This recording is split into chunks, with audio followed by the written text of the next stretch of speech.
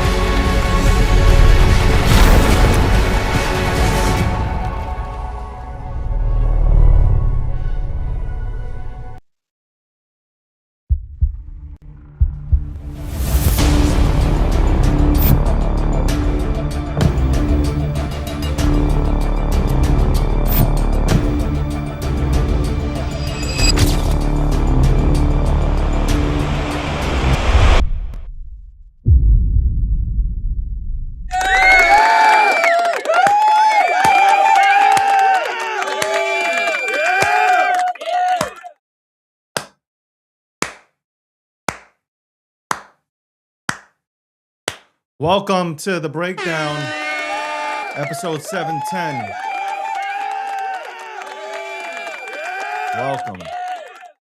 Welcome to the breakdown. Yo, TikTok's still not working. Shout out to Landy for fucking that up. Let's give him a round of applause.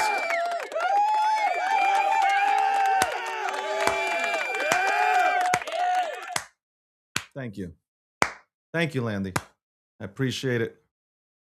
Just because you don't have a TikTok verified account doesn't mean that you have to go ahead and take out mine.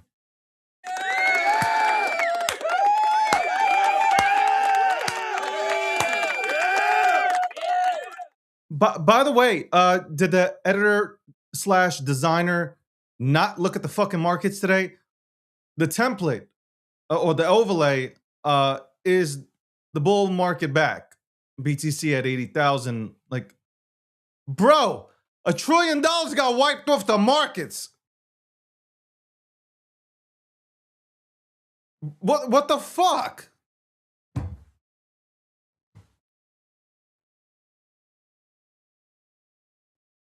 Well, welcome to 710. It is sponsored by, I'm used to looking at Midnight right there, but it's over there now. Midnight is the title sponsor. Shout out to Midnight. If you care about privacy, you'll look into midnight.network. Go to midnight.network and go learn more about the dopest, one of the dopest privacy networks in the game. That's right. We got Polymarket. Polymarket is the official prediction market sponsor of the DG brand and also the breakdown. Who else? Who else do we have? Cake Wallet. If you want to hold Bitcoin or Monero or Litecoin on a hot wallet, a secure wallet, cakewallet.com. Go check it out. And also check out CakePay as well. And Kwai Network is with us now.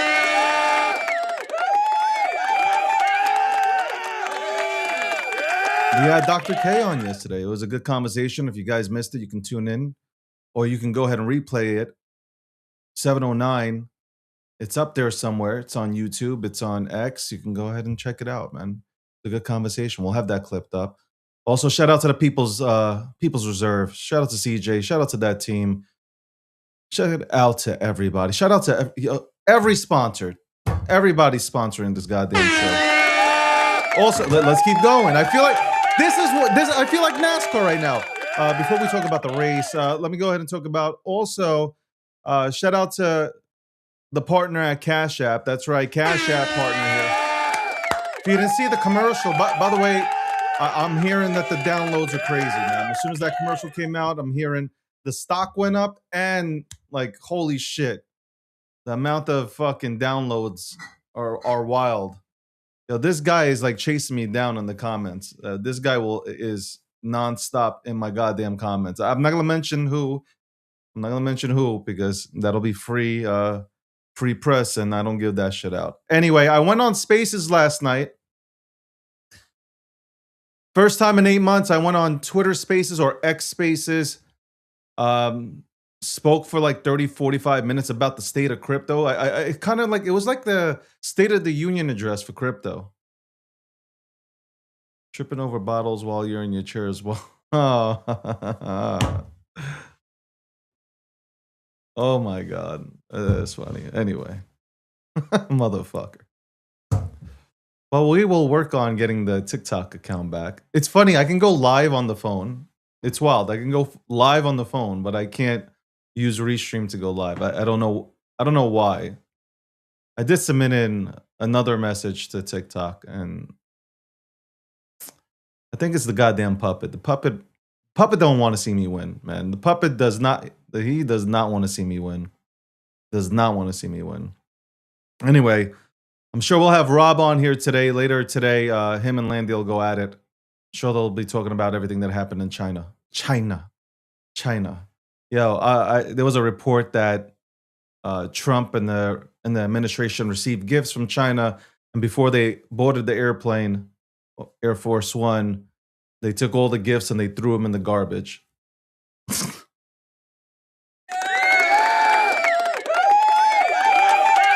I don't know why I laughed, but I thought that was funny.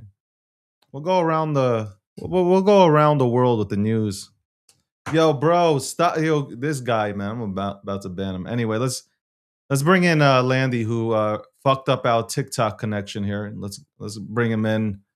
Ask him about the markets. Landy, good morning to you. It's on the West Coast. Good morning. Well, good morning to you, David. It's good to see you today. I do sincerely apologize to you and the TikTok audience that has had to endure logging back into their X accounts. You know, I gotta say, it is my fault. I got something in my eye, bro. No, did Don't cry about it. Don't cry about it, David. It's gonna be okay. No, I got a fucking eyelash in my eye, man. I can't see. Oh, I feel like fucking Bloodsport. Van Damme, bro. Oh my God. And look, this is how men cover for when they're emotionally upset and they no, I got a fucking eyelash in my eye, man. Eyelash every time. You know, like my eyelashes, man, they're like fucking needles, man. Oh my God, like fucking pure. Shout out to my mom, man. Thank you for passing this shit down to me. Yep. Well, I gotta say, the markets, as expected, post dog shit. Sorry. Post Z meeting. Correct. I mean, we were expecting them to pull back, right? Nice. Not like $1 trillion. Oh, come on. It's nothing. It's chump change, right? You had Yeah. guys whose net worths that were there that made up, the majority of the Chinese economy there, like $15 trillion worth of individuals on Air Force One going to China for this meeting. I think that the market played it right? Run things up into the meeting, and start taking profits. So far, that is only what we're seeing, but it's something that I mentioned earlier this week, coming into this week. CPI, producer price index, they were starting to show signs of bleed through at the core level for inflation.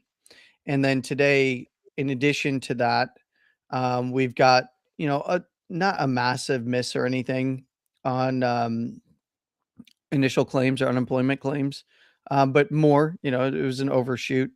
But more importantly, is import prices month over month are beginning to rise as a result of higher shipping costs because of higher oil prices. So, and depending on where those ships are coming from or how they're rerouted, just longer journeys as well. And I think that we're going to see this be sticky no matter what the oil prices are.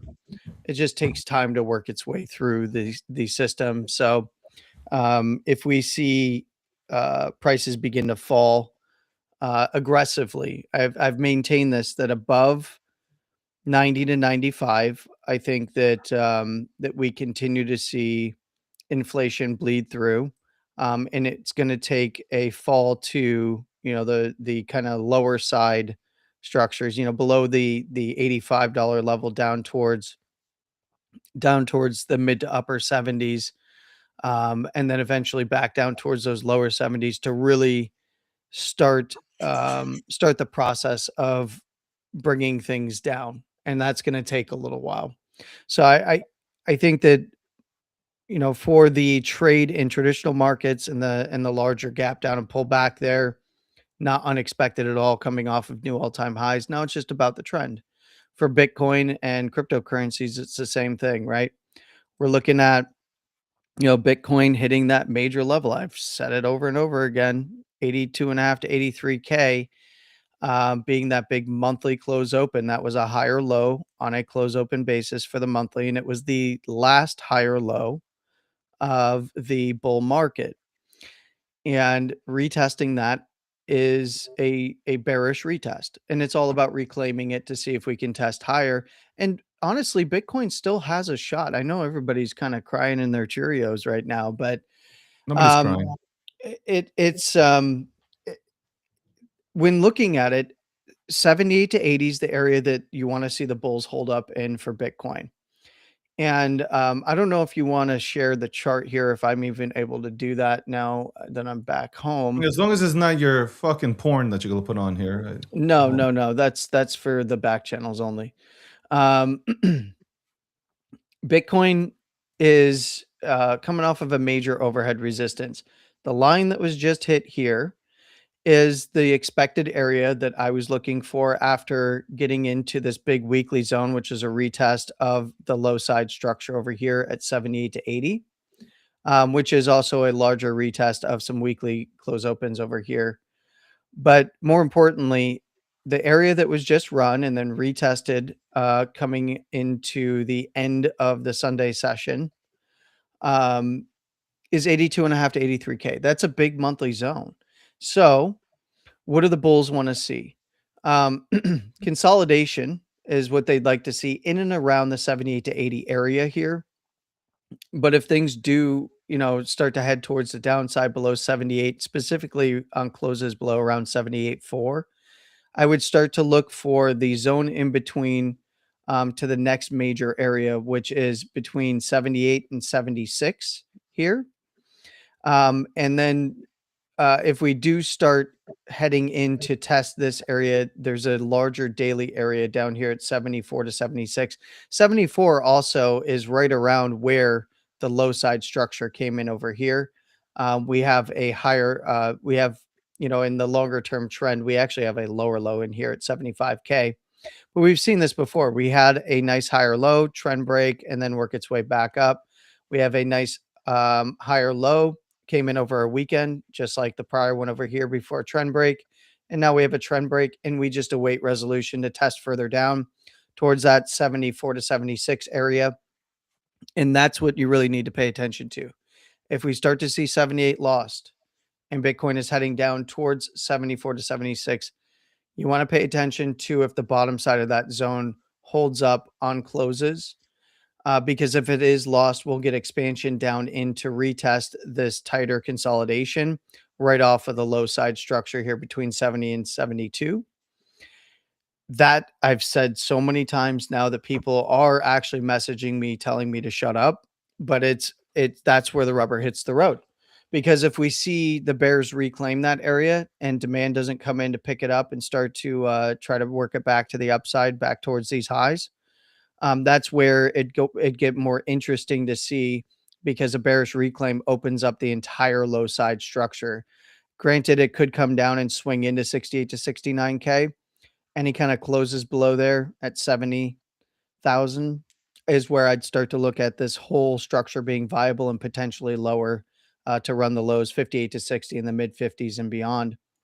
But all of that being said, Bitcoin's just consolidating inside of a zone of support and resistance that it has flipped on the daily in this weekly zone. We came up to it, we rejected it, we went down for some liquidity, we came back up, and now we're sitting in it. So it's all about, do we hold it or do we fold it, right? And if we do start losing that 76, we have the opportunity to try and hold the next zone 74 to 76, but anywhere below there, it's expansion right back into retest the breakout of this area over here.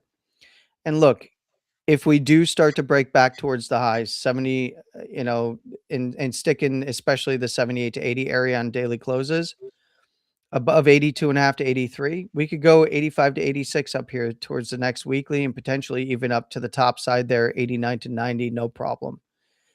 There's nothing saying that we can't do that as of right now. So it's not, turn off the lights, sell them and go away just yet.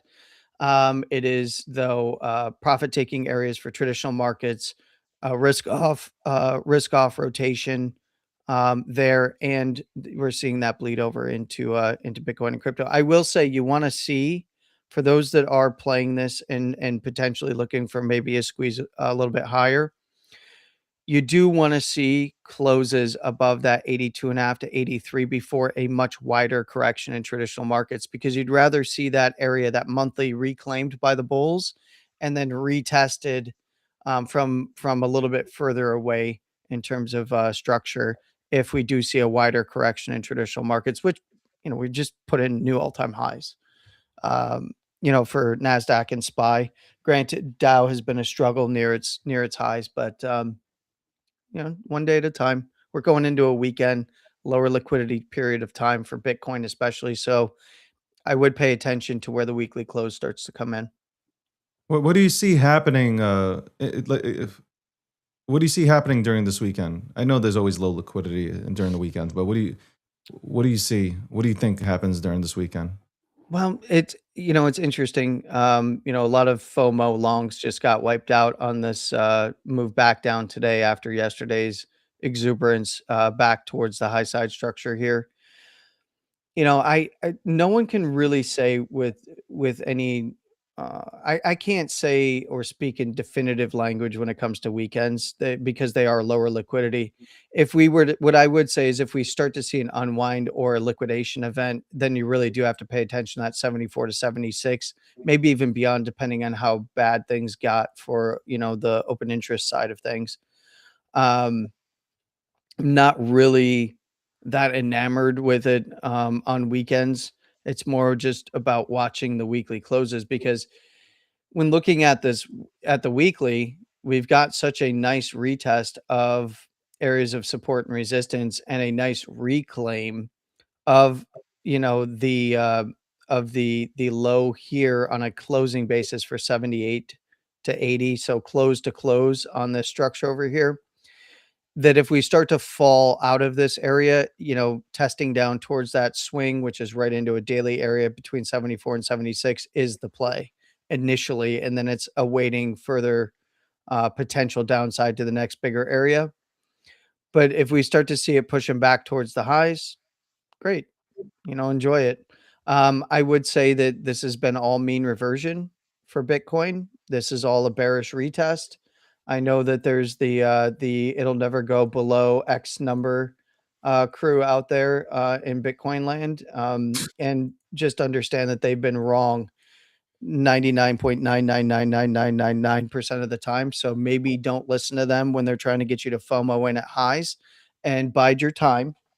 This is still a bearish setup, but that doesn't mean that it can't turn into a further bullish setup even on weekly pullbacks. The big thing to pay attention to on any kind of weekly pullbacks is no matter where this pulls back from, is this last higher low in the weekly at $65,000, which of course we can just go on spot and we can go right over to this, first all-time high that I can't seem to. There we go. The first all-time high that was put in 2021. Perfect bounce right off of that. Nice higher low, trend break. And so this was a trend reversal setup on the close that came in towards the beginning of April, indicating that we were likely going to test further up and then start testing over here in these structures. And there still is the opportunity to test these closes up here. There's a close open right here at $86,000 that Bitcoin was sitting above. That's still in the cards, but it's a bearish retest. There's nothing here saying like, oh, this is the run, man. Like, no. Even if it was, you're going to get higher low structure if that's the case, or at minimum equal low structure, and then you can position off that. There's no reason to FOMO. Watch it play out. It's going to take a little while, even if this was to be the macro low, as many have posited as a thesis. If this is to be the macro low, that also doesn't mean that it doesn't get retested and it doesn't get swung. In fact, that's what you'd want to see. Is you would want to see this get tested down towards the lows again to solidify it as a macro low. And no matter what, trend doesn't go straight. Trend is a trend for a reason. It doesn't go straight up. That'd be a parabola. And there's plenty of time to get positioned. Can you use a different word, please? You lost half of my audience. Oh, well, that's okay, because they've seen plenty of the broccoli head cruise posts online talking about parabolas and I feel like I made a big statement with that yesterday on Spaces. My first space in 8 to 9 months. I come on and I call out all the broccoli head motherfuckers. Yeah, it's weird because you also see some of the not yourself, but you see some of the suit crowd. You set this trend with the suits, and now you get the broccoli heads in suits, and that's really hold weird. on. Can we talk about this for a second? Can we go. really? And then we'll go right back into the charts. Like, ladies and gentlemen, by the way, I'm sponsored by everybody. Okay, so like I'm not going through it. Like the sponsors are right there. Okay, I can't do it, Andy. I felt winded. Yeah. I hardly made it to Kwai. I mean, I fucking holy shit. Well, Cash App was just bringing up the rear there, and they were like, "Yeah, you were like the commercial. There's commercial. It's doing great." Yeah. Like, wait a minute, hold on. Shout out to Cash App, of course. Shout out to Cash App. I've done so much with Block in general with Jack's company. Like, shout out to them. Good people. You got Maria over there. You got a lot of really good people. And I gotta say, shout out and welcome to the guys from Kwai. It's good to see them. I enjoyed your talk with Dr. K yesterday. Smart and very smart individual. I'm not just saying that because they sponsored the show. I spoke to him. I've spoken to him once before. I mean, like what, 4 or 5 months ago, and a very intelligent individual. So it's just, look, it's nice to bring on people that know what the fuck they're talking about. And now you don't have to agree with what they have to fucking say, but it's just nice. Again, to bring on people that can articulate themselves and know about the industry and know about their product, right? When you bring on somebody, they have no clue how to explain their product. It's just like you're sitting here like, what the fuck? I've had that before. I remember, like, I am definitely not going to name the fucking the crypto project, but they came on here, big time crypto project too. And the fucking founder came on here, bro. Like, Landy, I was falling asleep, and so was my audience, and they were like praying for me to call this motherfucker out, and I didn't, because I wanted to be professional. If it was me now versus somebody coming on the show like that, I would have destroyed him. But back then, I was just, I want to be nice, and not. Jesus Christ, what a Anyway, I want to talk about the suits, right? I've been look, I set the trends on suits. Let's nobody can come on here within crypto and say that they will rock in suits, okay? Right? I've been doing this forever with the suits. Forever. And it's not because I want to come on here and like impress you. No, I love suits. I'm trying to impress myself. I see you motherfuckers rocking suits. Number one, iron yourself, okay? Can you do me a favor? Can you take out an iron and just fucking iron the suit, steam that motherfucker, get it hemmed? Like, come on, tailor it up.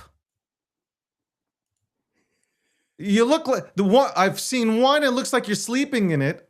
Definitely American suit. Oh my god, American suits are trash. We got to do a show on men's health and men's health and how men dress. Like I'm going to do a show like that. American suits are horrible. Terrible choice. Terrible. Get a European suit. Trust me. Get a European suit and get it tailored. So you have I saw somebody who looked like they were sleeping in it, and the other one, goddamn, couldn't breathe, bro. Who'd you borrow? You borrowed what? Your little brother's fucking suit, man? A little too tight. What the fuck are we doing? A little too. I've seen some tight suits lately. I think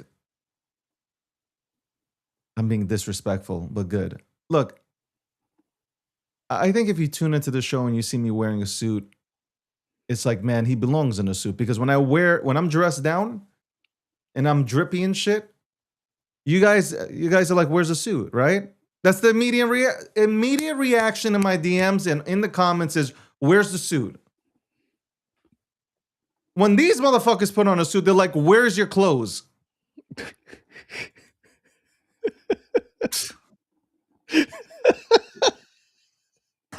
Look, Hey, I'm just saying, it's the truth.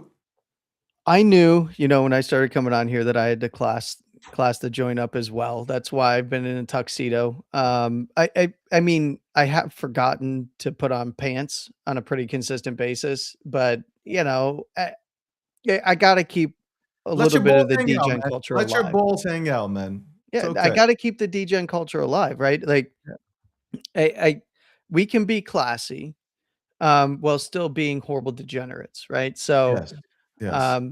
I mean, but then there is the entire crypto crew that they're really hurting bad. They're at events stealing jackets. They're taking money off the stage. They're taking money off the stage that is so you're down. You're shit coining when you're taking strippers' money. Yeah, and stealing jackets. What is that? What is that? That is terrible. What a terrible thing. Yeah. What a terrible thing. Did you see the jacket stealing stuff? I heard about it, but I didn't see it. Watching the video, and like these guys are just going through. One guy just goes and he does it quickly, and then the other guy tries to mingle, and then he goes through and grabs a jacket and takes off. Like, yo, if that is not the absolute sign that we are not, despite what many of your favorite broccoli head posts are saying, we are not in the bull market yet. Okay. No, I think that's bottom. Well, no, that's not bottom yet. No. It hasn't gotten bottom. We hit the bottom. No, it's gotta get so much worse, man. No, that is worse. Like, you can't get worse than that. When you're stealing, bro, what are you talking about? See, this is where you can do your TA and I'm gonna do the PA part, okay? When you are stealing fundamental analysis money, yeah, absolutely. We're gonna do FA and PA here. I'll do that, and you'll stick to TA, because when you're stealing strippers, when you're stealing tips from strippers, okay, you're down bad. This is the bottom. Okay, this is bottom behavior. Okay, on-chain welfare behavior. When you're going to the strip club to steal money, I've never even heard of that. I have never heard of that. To go to a strip club to steal the stripper's money. Holy shit! Like I am blown away. And some people already found that guy, by the way. That's Dude, wild. That is bad. I hope he's not Jewish. I really hope he's not Jewish. You know what they're gonna do, man. Oh I yeah, hope he's not no. Jewish. I mean, yo, we're not on TikTok. Look, the only way we would have known if he was Jewish is if they were coins. It's a joke. Yo, I'm gonna get crucified for that one. Don't. Wait, that's even worse, actually. I wonder if the guy that saw me in Prospect Park is watching the show right now. I'm joking with you, my Jewish friends. But yeah, no. Yeah, why can't anybody take a joke anymore, man? It's terrible. The fucking environment that we live in, the fucking society we live in. We can't even joke. Well, no, here's what I actually do like. I think that comedy is coming back because a lot of the most popular stand-up routines that are going on, like TikTok and YouTube that have been making the rounds for the past, year, 2 years, comedians aren't holding back anymore. And I enjoy that. I think that's good. We need to be able to make fun of each other. Doesn't mean that we hate each other. And if you like, aren't making fun, like growing up, if you weren't making fun of your friends, you weren't really friends, to be honest. You know what? Growing up in New York, I'm so happy that like my parents chose to, set up camp and shop here in New York City. I'm glad that I grew up in New York City. I'm thankful I'm out of there, but I'm glad that I grew up in New York City. Like we would crack jokes on each other, but it wasn't racist or any shit like that. Like we would just crack shit. Like, when you go like, I have Italian friends, Irish friends. Like I have it's sort of fucking friend, and you go into these households and like the culture is different. So it's like some of the shit is funny. My friend one of my best friends is Haitian. Like he got like this is the first time I learned about there's a different language that they speak. Yeah. Derived from French. So I come over. I don't know what my friend said, but his mother slapped the shit out of him, bro. I've never seen that type of fucking beating in my life. I didn't know what to do. I was scared. I thought I was gonna get hit by proxy. Yeah. Fuck. I'm like, what the fuck happened? I had a Puerto Rican friend and what is it? Creole. That's Creole. She was screaming at him and like. I was like, oh shit, I gotta get the fuck out of here, man. I'm thinking in my head, what the fuck? I had my first experience, it was a cultural exchange was oh, you're white as hell, bro. Well, yeah, but that's not the point. I went over to my Puerto Rican friend's house and we got into trouble, right? And I got whacked with a flip-flop for the first time in my life. You got whacked with a flip-flop? Really? Yeah. Yeah, I got a flip-flop throw. He got the flip-flop thrown at him. And then it was picked up and I'm like, I'm in the clear. I'm not her child. And then I got whacked upside the head with that thing. And I remember I was younger. I remember she called my dad. Almost choked. Hold on. No Diddy, bro. No Diddy. Yo. She called my dad. And told my dad what kind of shenanigans we were getting up to, and how she handled it. And my dad came over after, and he picked me up and he's like, you know what? She should have grabbed a belt after that and got you. And I was like, it was a cultural experience. I grew up with the belt. My good friend grew up with the chancla. So wires, hangers. Oh man, look, discipline. Can I say though, my parents never beat my ass. No, I never actually got my ass. I was a really no matter what you guys think, I was a really I was raised like a fucking malicious. soldier, bro. Like, so like I already knew, like, my parents didn't really have to do anything. My dad would look at me and I'd like shit my pants, bro. It I'm was being dead discipline. serious. Yeah, it Yeah, was just discipline. It but it's wasn't also like it's malicious. you will also you had the fear in God, like it was fear but respect. There's like more so Yes. respect than fear. Yes. So, but again, like growing up in New York City, like still like the parents take care of you. Like all like I remember like going to my friends' houses and like their parents would take care of me, right? It's just like it's one of these things. So I don't know. Well, now, That see, is homeless parents behavior though, what we saw. What we well, saw was parents homeless don't, behavior. and this isn't emblematic of the kind of state of society right now. You know, a lot of parents don't actually demand respect, and they don't reprimand their kids, and then you get broccoli heads everywhere, and I can't stand they the do whatever broccoli they heads. want. They steal off I can't stripper stages. They steal jackets at events, fucking at broccoli networking heads events, no ruined less. everything. Where you're there to network and do business, and here you are, just yeah, no, I'm just gonna steal some expensive jackets. Man, like that. I don't know. I know y'all are out there. You probably on the timeline like, "Oh, they got us on No, camera. Let's I lay went on low." Spaces yesterday to talk about the broccoli heads. Well, I went on Spaces to talk about, you know, I like what I see where like there are some old heads that are trying to, you know, bring everybody together, and I like that. I like that, and there are a few people that are like resisting it, and they're like, oh, but he's gonna have clout if this thing actually goes to $1 billion. Like, what the fuck are you talking about? The mentality in crypto is so stupid. Let me break this down quickly. I don't give a fuck who sends what. If I go into something and there's some person being the front man and they're yelling and screaming and they're bull posting like crazy and they're sending this shit to $1 billion and I got in at 5 million, I don't give a fuck who gets the credit.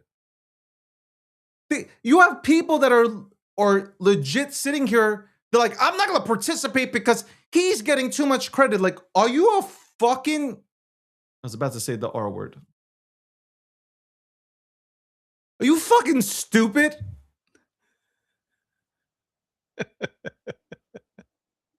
Like, you have some dumb motherfuckers that came here just to clout chase. And they don't even make money from it. That the whole thing is, okay, fine. You don't want to make money in crypto, even though you came here to crypto to change your life. Fine. You want to clout chase? You want the likes and retweets? But are you making money? Are you at least making money from this shit? No, you're not. You're just going home. You're like, mommy, look, I got fucking 34 likes. Look at me. I'm high stepping this shit right now. And they high step it into the house like the Deion Sanders, bro. Like, it's crazy. Well, It's look, wild. It is absolutely welfare behavior on chain. Like, it is crazy business, man. And then people are like, yo, Dave, why don't you do Spaces? Because I don't want to be next to any of you guys. it's just I like, really don't. I feel like I could catch AIDS or something. Like, I don't know. well, you remember the metrics that came out for like Pump Fund and the percentage of people that actually made profit versus loss and that kind of stuff. It's the same when it comes to clout chasing. There's a very small percentage that are doing it right and are going to become insanely rich because of it, because they figure out how to monetize that clout chasing. But the majority don't. But they still try it anyway. Um, Look, it's all all of it just transitions to different things, right? It's an evolution. It's a constant evolutionary process, and you know the vestigial Landy, can you please try remnants. to Landy, when you speak, Yes. please Oh, keep sorry. the thank you. Okay. The The words are way too the yes, thank you. unneeded portions um that are no longer relevant will begin to be culled during this evolution. Yeah. We got to stop with the, you know, look, Bitcoin is Bitcoin, and you're not gonna have broccoli heads in Bitcoin, okay? So there's, you know, Let's I separate mean, Bitcoin away from. No, we don't have broccoli heads. Don't no, even. Zach actually, Zach XBT exposed a broccoli head crew that was stealing Oh, Bitcoin. So I mean, they do yo, steal it. that kid was ridiculous, bro. Yeah, The one with the uh, money. You're talking yeah, about the the band one. for band, and he got Oh, caught.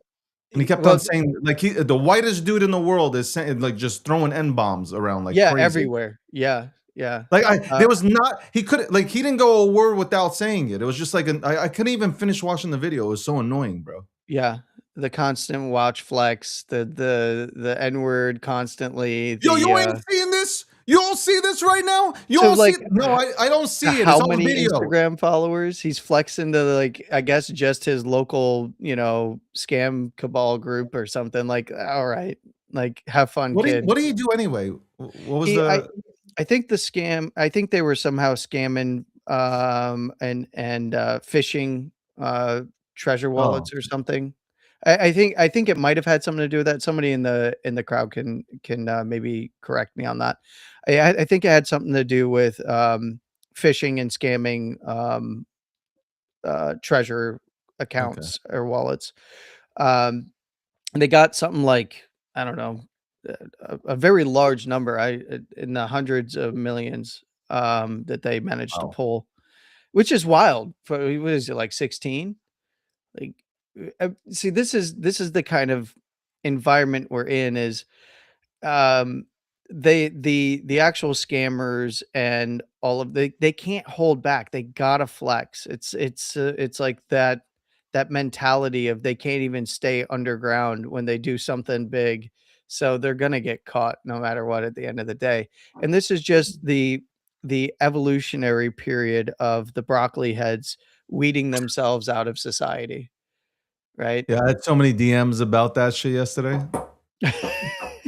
People were like, "Yo, I busted a, uh, yo, yo, no Diddy, bro, Pause. no Diddy, no Diddy." They said they were just dying laughing, man. I didn't realize what the fuck I was saying yesterday until people came into my DMs and were giving me quotes of shit that I was throwing out there. I thought it was pretty funny, yeah. I had fun yesterday. I ain't gonna front. I had fun, but I can never do that again. I was winded like BitBoy. Just don't. Just try to avoid the rest of that path if you can. I'm already on, and Landy's like, "No, don't do this." I said, what did I say? It's not worth it. It's not worth it. And I'm like, I don't know. I don't know. I just had fun. I felt like it was a walkie-talkie yesterday. It's just like, and I was just talking into the universe. I was having fun. I still, and then of course I had to give you shit about the fact that you're a Spaces and Clubhouse OG, but you still got by the 10-second delay Yo, every time. I didn't know that. I forgot about the 10-second delay. I was just until you said it, I was like, holy shit, I'm on 10-second delay. I forgot. I forgot. Totally. But that's a good thing, right? I think I is guess. it a good no? You know what it is?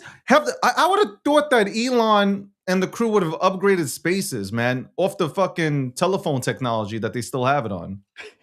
That's crazy. That is crazy. What I will say, honestly, I think TikTok does Spaces better because you get live video, you can share video, you can get a stage, you can curate the stage, and you have the audience chatting live, so you can actually get Imagine feedback like directly if you from the can audience. actually live stream, multi-live stream to Yeah, TikTok. yeah. Well, you can get a stage too, and you can bring people up, you can Yeah, curate but the yeah, stage. imagine if I could actually live stream to Uh, TikTok today. I mean, you can from your phone. I don't know why you're not just holding your hey, you got that gimbal. You should be using it. I mean, you went to Fuck TikTok that shop. gimbal. That gimbal is trash. I've done everything possible to fucking make this shit work. This shit is absolute grade A trash. Okay? And Somebody mentions watch somebody fucking just take this gimbal and they'll fucking make it work. They're like, it oh, it's works just right click this away. button. Yeah, Yeah. yeah. How'd you miss this giant button that says turn on? Um, but somebody mentioned in the chat, I just saw it scroll by here, is because you didn't let anybody up. Yeah, I think that that's the key is if you're going to run a space for you in particular, just don't let anybody up. Yeah, Meanwhile, I was sitting there hitting I had no request int on request, I'm request on telling you right request. now, I had no intention of bringing anybody up. I don't give a fuck if President Donald J. Trump came up. I wouldn't have let him up yesterday. Well, I mean, that Because would have then he been would have took the huge. whole top just like you, he would have just ranted for 45 minutes. I would have not have let that happen. No, It the was only my thing time, I was my going to moment come to up and shine. say is on the next big rundown in Bitcoin, you better get some before it's too late. That's all. I wrote a post yesterday that was controversial. Apparently, I said that everybody in the I last saw that. 24 months, you had the ability to get 0.5 Bitcoin, and it was a controversial post apparently, because I've seen the fuckery that you guys were going into. So if you take that money and you were to put it into Bitcoin, you would have had at least anywhere from 0.2 to 0.5 Bitcoin. But apparently that was controversial.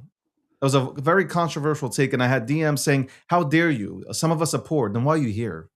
Well, you said If the you are last poor and you 24 have no months. money, you should be working. You should be at IHOP. You should be asking decaf or regular. You should not be here gambling away on pump fund launches. Okay, that is your fault. You could have been working at McDonald's or Five Guys or fucking I don't know In and Out, and you can from that location every single Friday, which is today, when you get that paycheck, you could take that paycheck and take a little bit of it and buy a fraction of Bitcoin. So you could do that instead of being here looking for drama or talking drama, okay, and not making a cent to your name or chasing fucking launches over pump.fun and absolutely getting destroyed. Like you imagine, I watched this and let me tell you, I participated in it. I seen something called I'm going to rug you. It was a token that launched, right? So for the fuck of it, I threw in like fucking, I don't know, I think it was like a half a Solana, bro. Guess what happened? Oh, I I don't know. I'm on You want to pins and guess? needles. I'm on pins and needles. What could have possibly happened, David? I got rugged and so did everybody else, Oh okay? my God, you have The to be dev meant kidding it. me. The dev meant it, okay? I thought, That's okay, this could be funny if it actually I don't goes. know The if I can handle 1% this. chance that it could go. I'm As just soon hearing as this that now shit for the bonded, first time. as soon as the fucking token bonded, the dude bonded his balls onto everybody's forehead. Okay, like that's what he did. Wow, I'm shocked. I am. And then you're surprised. Like I wasn't surprised. I was like, oh shit, Yeah. like this is okay. Now, an intelligent person would not put any money into it, but I'm just saying in general, I wasn't shocked. He was being honest here. He was being honest. I'm gonna rug you. And he did. He fucking did. Welcome to the breakdown, episode 710. Sponsored by everybody. Well, look, I'll wrap this chart up here real quick Yeah, because go it's been ahead. sitting there ominously. Um, Again, big word, confusing the crowd. Go for it. I know it's they'll catch on eventually. The way in which we have gotten the impulse down. Pause, timeout. I'd like to call a Yeah. timeout real quick. Yeah. Oh, okay. Yeah. You guys from SPX, I'm in SPX. I believe in something. Trust me. I believe. Send it. Okay? Send it. Send the motherfucker. I believe. I believe. Shout out to Finance Friedman. Shout out to him. He has a good show too. I see it on the timeline. That's what happens when you're friends with people and you follow them. See it on the timeline. Does good cuts. Listen. I'm in SPX. You guys got to stop. They are brutal. They attack me. They're like, you guys have amnesia. Like I put out a tweet or a post, whatever, and I've already stated that I've gone in a long time ago too. I'm there already. Anyway, sorry, Land. I didn't mean to interrupt you. That's all good. Look, the setup for Bitcoin right now, and really it's the same type of setup for most of the majors for alts, is not yet a bullish setup or a bullish turn. It's a nice pump off of a higher low. one of the things that, I've been talking about at the big monthly that I discussed with you, I've shown on the chart just earlier in the show at 82.5 to 83K, is that if we get a further move up, it's still right into overhead resistance for a retest on the weekly at around the 85 to 86K level. And it could potentially, if it broke above there, could potentially make a run for one of the key areas, and that's of the longer term downtrend at $98,000. That's something that's still on the table as it stands right now. But that also doesn't mean that it wouldn't pull back aggressively or get front run, even if it did that. So now it's all about the current trending structure with the higher low and the higher high in place. Is when this corrects, whether it be right here, right now, off of that 82.5 to $83,000 call that I've been talking about, where does it settle out at? And what you would want to see is a compression or consolidation, because this is a big volatile move down. You want to see this kind of working its way sideways, get into a compressive structure. Otherwise, this is, potentially, a move back to lower. And one of the things that I wanted to point out here is off of this 60K low, I was talking about 58 to 60 for a long time on the break below the top side of this structure, right? And Bitcoin hit 60K. The thing to pay attention to wherever this corrects from is if it comes back down, if it starts to break below 65K again from the longer term timeframes. There's a lot of areas of interest on the daily before then, but if it starts to break down from a weekly, you can see now that the volatility metrics for me are right at the 58 to 60K level. And when we were coming off of this longer drawdown, that retested the ETF highs at 49K. By the way, the ETF high is over here. This was the run up to the spot ETF launches. And then it sold off to a big monthly level at 38.5. But we got a retest of that. That was a nice, bigger, longer term time frame, higher low. And as it was shifting structure here, we had a lower low, higher low swing. We got a bit of a trend break, and then we got a higher low at right around $58,000. So 58 to 60 is what you need to pay attention to, because if anything were to break down below there, that ropes in the bottom side of that structure, mid 50s down to low 50s, potentially upper 40s, and maybe even more in the cards. So the bulls don't necessarily want to see that if 60K is going to be the macro low. What you'd want to see is a correction that kind of corrects back to the low, maybe sweeps it, but starts to go sideways into an accumulation structure, and then see that reaccumulate to break out back higher, start breaking the longer term structure at 98K. We're not there yet in terms of being able to call that. It's just that one of the big things is coming off of a major resistance at the monthly level is to watch the risk environment. And if we see a larger sell-off off of the all-time highs in NASDAQ and SPY, and we see a rotation and strength in Dixie, and we see a sell-off in bond markets, one of the big things that we have to look for is that risk off, bleeding over, or already taking effect in Bitcoin and the wider crypto space. As I've said many times, doesn't matter what Larry Fink and all of these big asset owner managers say when they get on television about Bitcoin as a store of value and cryptocurrency of the future and tokenize everything. The market still treats the entire sector as risk on. And it has not been moving with tech in the same way that it used to in the past. Now that we have a lot of these large institutional players in the game. So it's all about knowing the conditions for higher and lower, and even going higher towards 86, 89, 90, 85, 86, 89, 90, which are big weekly levels. Understand that that's still all bearish territory, unless we were going to see on this move a nice clean break of 98 and a hold of 98 before a wider correction. I'm not looking at that as being the most likely situation. So I think that there is still on the daily and potentially even the weekly, we'll see how this week closes, there's still the potential for the bulls to drive things higher, but we're likely in for a correction, and it's all about this next correction, wherever it comes from, whether it's here or higher. It's going to tell us a lot about the structure for this 60K local bottom area and the potential for it to become a macro bottom, or if we're looking at the potential for lower. And that's what I really want to impart that upon the audience, because it's going to take time to figure that out. And I suspect it's going to take a little bit longer. Um, as there are a lot of people now that are saying like, "Oh, you missed it. The cycles are changed and there is no cycle, or there is a cycle, but it's shifted," or like all of this conjecture around the subject. Is the next big correction is going to tell us a lot about where we are in terms of a macro low structure, or if we're going to be heading lower. Are we? I asked you this question I think earlier this week, so I'll ask it again. Are we in the May go away? Is May go away still in play or no?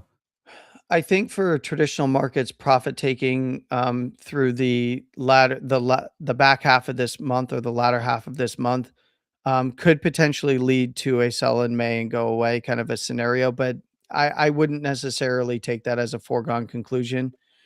Obviously, it's a lot of it's based on seasonality, but we also have real economic reasons why we might see a risk off rotation that causes a sell in May and go away.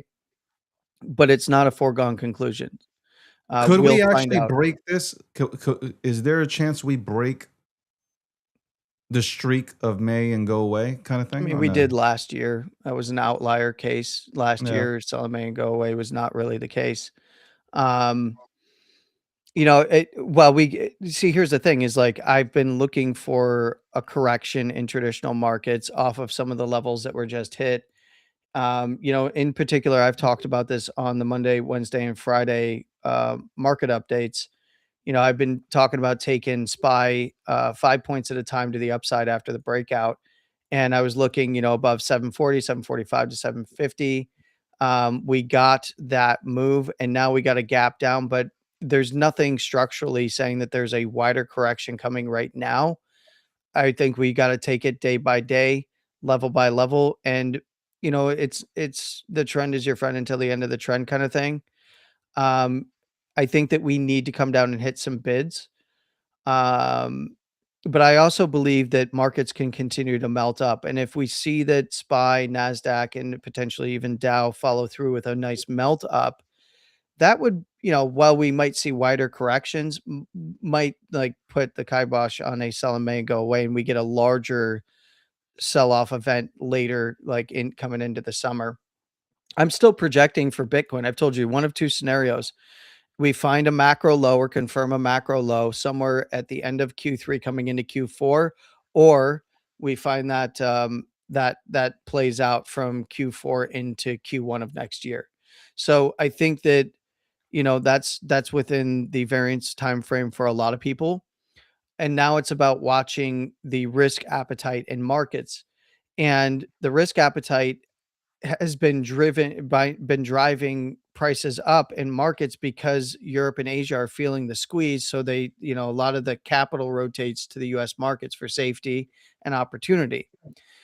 And now it's about where does structure change, right? We're likely looking at a wider correction, if we start losing 730, right? And then it's about how does this bounce around for SPY? Or do we get a big sell off, big unwind in markets? Either thing could happen because we are in an environment where we are seeing inflation creep into the core metrics. And it's going to take a while, no matter what happens with energy prices. If they head down significantly, they'd have to stay there for a period of time, likely a couple months, in order to even see the result of those inflationary pressures beginning to come down in the core metrics for, like the Fed and bleed through to producer price index and like all of the rest. So real costs would still remain high. And inflation would still stay sticky until things caught up, right? And it started to work its way through the system and supply chains. So, I think that the capital flight to the United States markets is buoying them. But then there is going to be an arb trade to unwind, right? And I think that there's still more to go in terms of compressing that arbitrage in traditional markets. So I think that although we could see a correction, and maybe even a little bit of a wider correction. I don't think that it's like destined to roll over into the most catastrophic nuke that we've ever seen, as Mr. Burry has been talking about for, I don't know, ever, forever, literally forever. He's really good marketing himself. Like, kudos to him. By the way, he wasn't the only one that was calling that stuff out back then. But hey, shout out to him. He's done really well for himself in terms of marketing himself and branding himself in that way. So, but he's also one of the very loud voices that many people look at and say, well, he's calling for the most catastrophic market unwind in history. And it's like, yeah, no, we're not even there yet. We're not even at .com levels yet. And what we're seeing in markets over the past many years now in the new all-time highs is all of that money that was printed in 2020 and 2021 is still flowing around the system. It's not going away. It's just, it's where is it going and how is it moving? And we're seeing that has been creeping back into these markets in a big way for a long time now. And the PE ratios aren't as red hot as there are some that are really red hot, but for like in aggregate, they're not as crazy as they were in the .com bubble. But we'll see. It's phenomenal to watch how the candles affect people's moods. When we were on a streak of 5 to 6 days of green, nothing but green, and people are fucking celebrating kumbaya, stripping naked, dancing like Borat and shit. But the last 2 days, it's over. Yeah. It's done. It's Well, finished. I think that people are also having trouble grappling with what's happening in markets. Like, for instance, there's a lot of people that don't understand why we're seeing the spread continue to widen between U.S. oil, which is WTI crude, and Brent crude. They don't get it. Like, they don't understand the reason why you're seeing Oh, that. because Landy, you talk about oil. God bless you, man. You talk about oil. These motherfuckers are just talking about, like, come on. You know what they're talking about. Yeah, but I mean, if you really want to They're not understand what's interested. happening, you But need they're to not understand interested. what powers the actual global economy and its energy, And they right? don't understand that, though. They don't get it. Like, you're Well, they not gonna get definitely that aren't through to in them. Bitcoin then, that's for sure. That's why. Because if they were in Bitcoin, they'd understand that energy is economy. And that is, when you get an increase in energy costs, you get a depressed economy and it begins to slow. And we're seeing that it's called demand destruction. There's natural demand destruction, and then there's demand destruction via policy.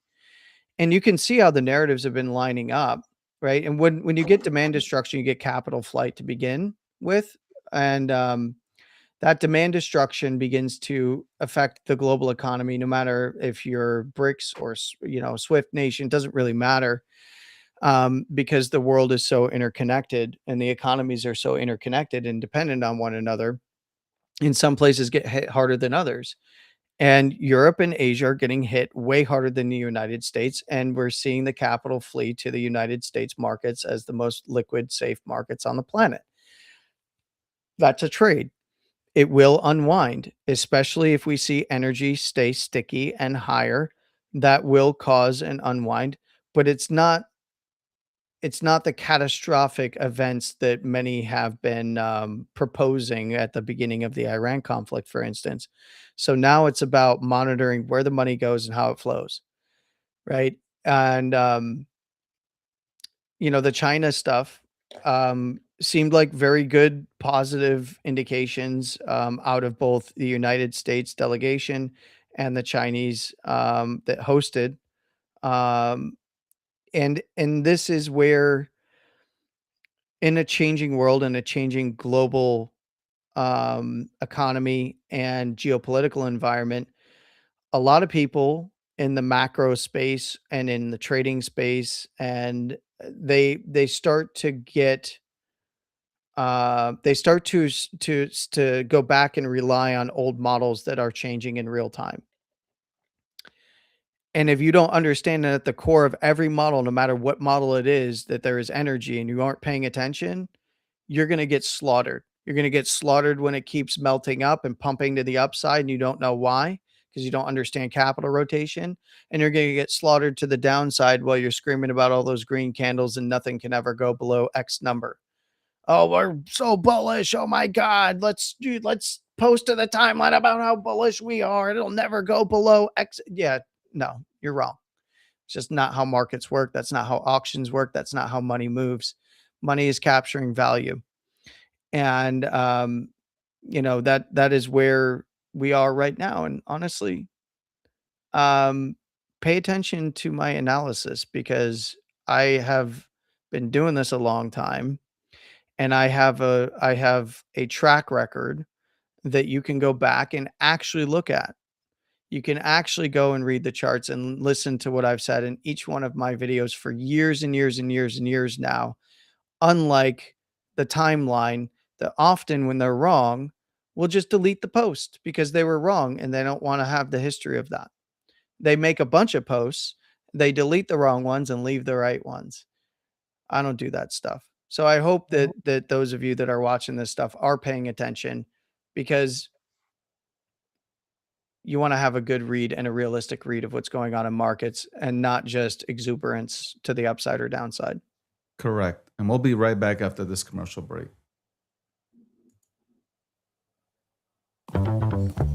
What first got you excited about blockchains? Think about it. Oh, wait. I bet it wasn't multi-million-dollar hacks, exposed data, or finding somewhere safe to store your seed phrase. Was it? Maybe it was the idea of decentralizing a broken financial system. Maybe it was imagining a world where people own their own data and get to sharing the value it creates. Or maybe it was the promise of a fundamentally better way of connecting, communicating, and transacting. The next phase of the internet that empowers us instead of exploiting us. So why hasn't that happened yet? Why are we still living with the same broken system that blockchains promise to fix? It's because blockchains can't keep a secret. Enabling open, transparent systems was only the first half of the challenge. For blockchains to really change the world, they also have to be able to protect our sensitive data when it matters. And that's why we build Midnight, to bring down the final barrier to mass adoption and unlock the full potential of the decentralized web. Let's build the internet we deserve, together. Ladies and gentlemen, we all know this in crypto. Ownership matters. That's why Cake Wallet. Cake Wallet gives you full control of your digital assets, all in one easy-to-use application. You can store Bitcoin, Litecoin, Zcash, Monero, and many more with just one secure backup.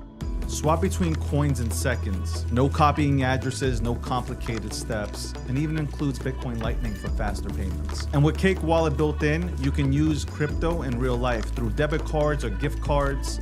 Simple, secure, self-custody. Download Cake Wallet and take control of your crypto.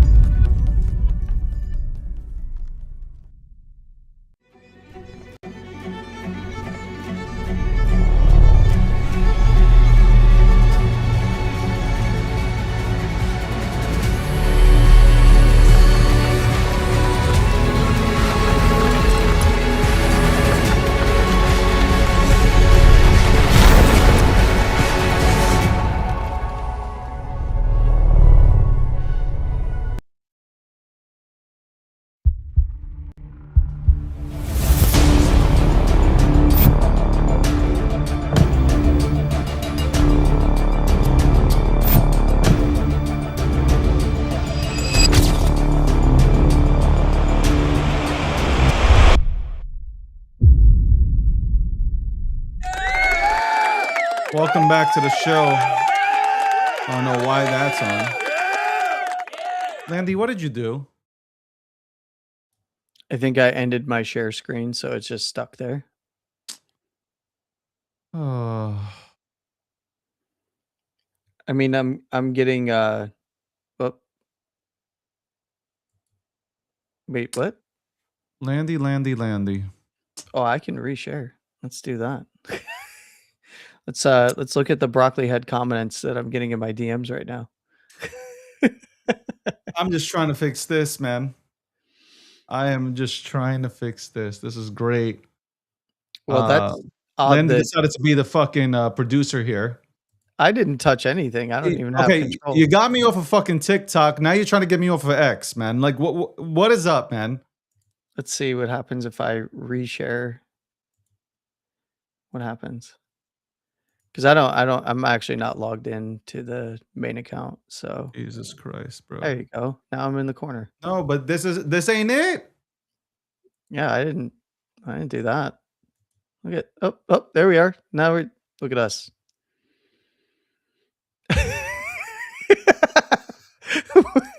I didn't touch any of the scenes, so I don't even have access to them through this login. Oh my lord, bro. Like, I don't know what the fuck to do here, man. Here we can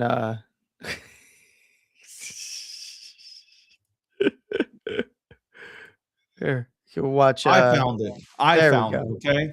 There you go. You're trying to sabotage my fucking show. Okay. I see what's happening. Yeah. Oh yeah. Yeah. Sure. Do you see what's happening? Thank you for the nice comments. Anyway, welcome back to the show. I think we have at 1:30. Let's see. I think we have Rob coming on at 1:30. He hasn't answered me back. I mean, I got beef with Rob, and I'm gonna tell him why I got beef with him. I don't know what time Rob wakes up. I got to tell you something. I don't know what time he wakes up, but he's calling me at like fucking 5 o'clock in the morning. I'm still trying to sleep. Yeah, you just went to bed, huh? You know.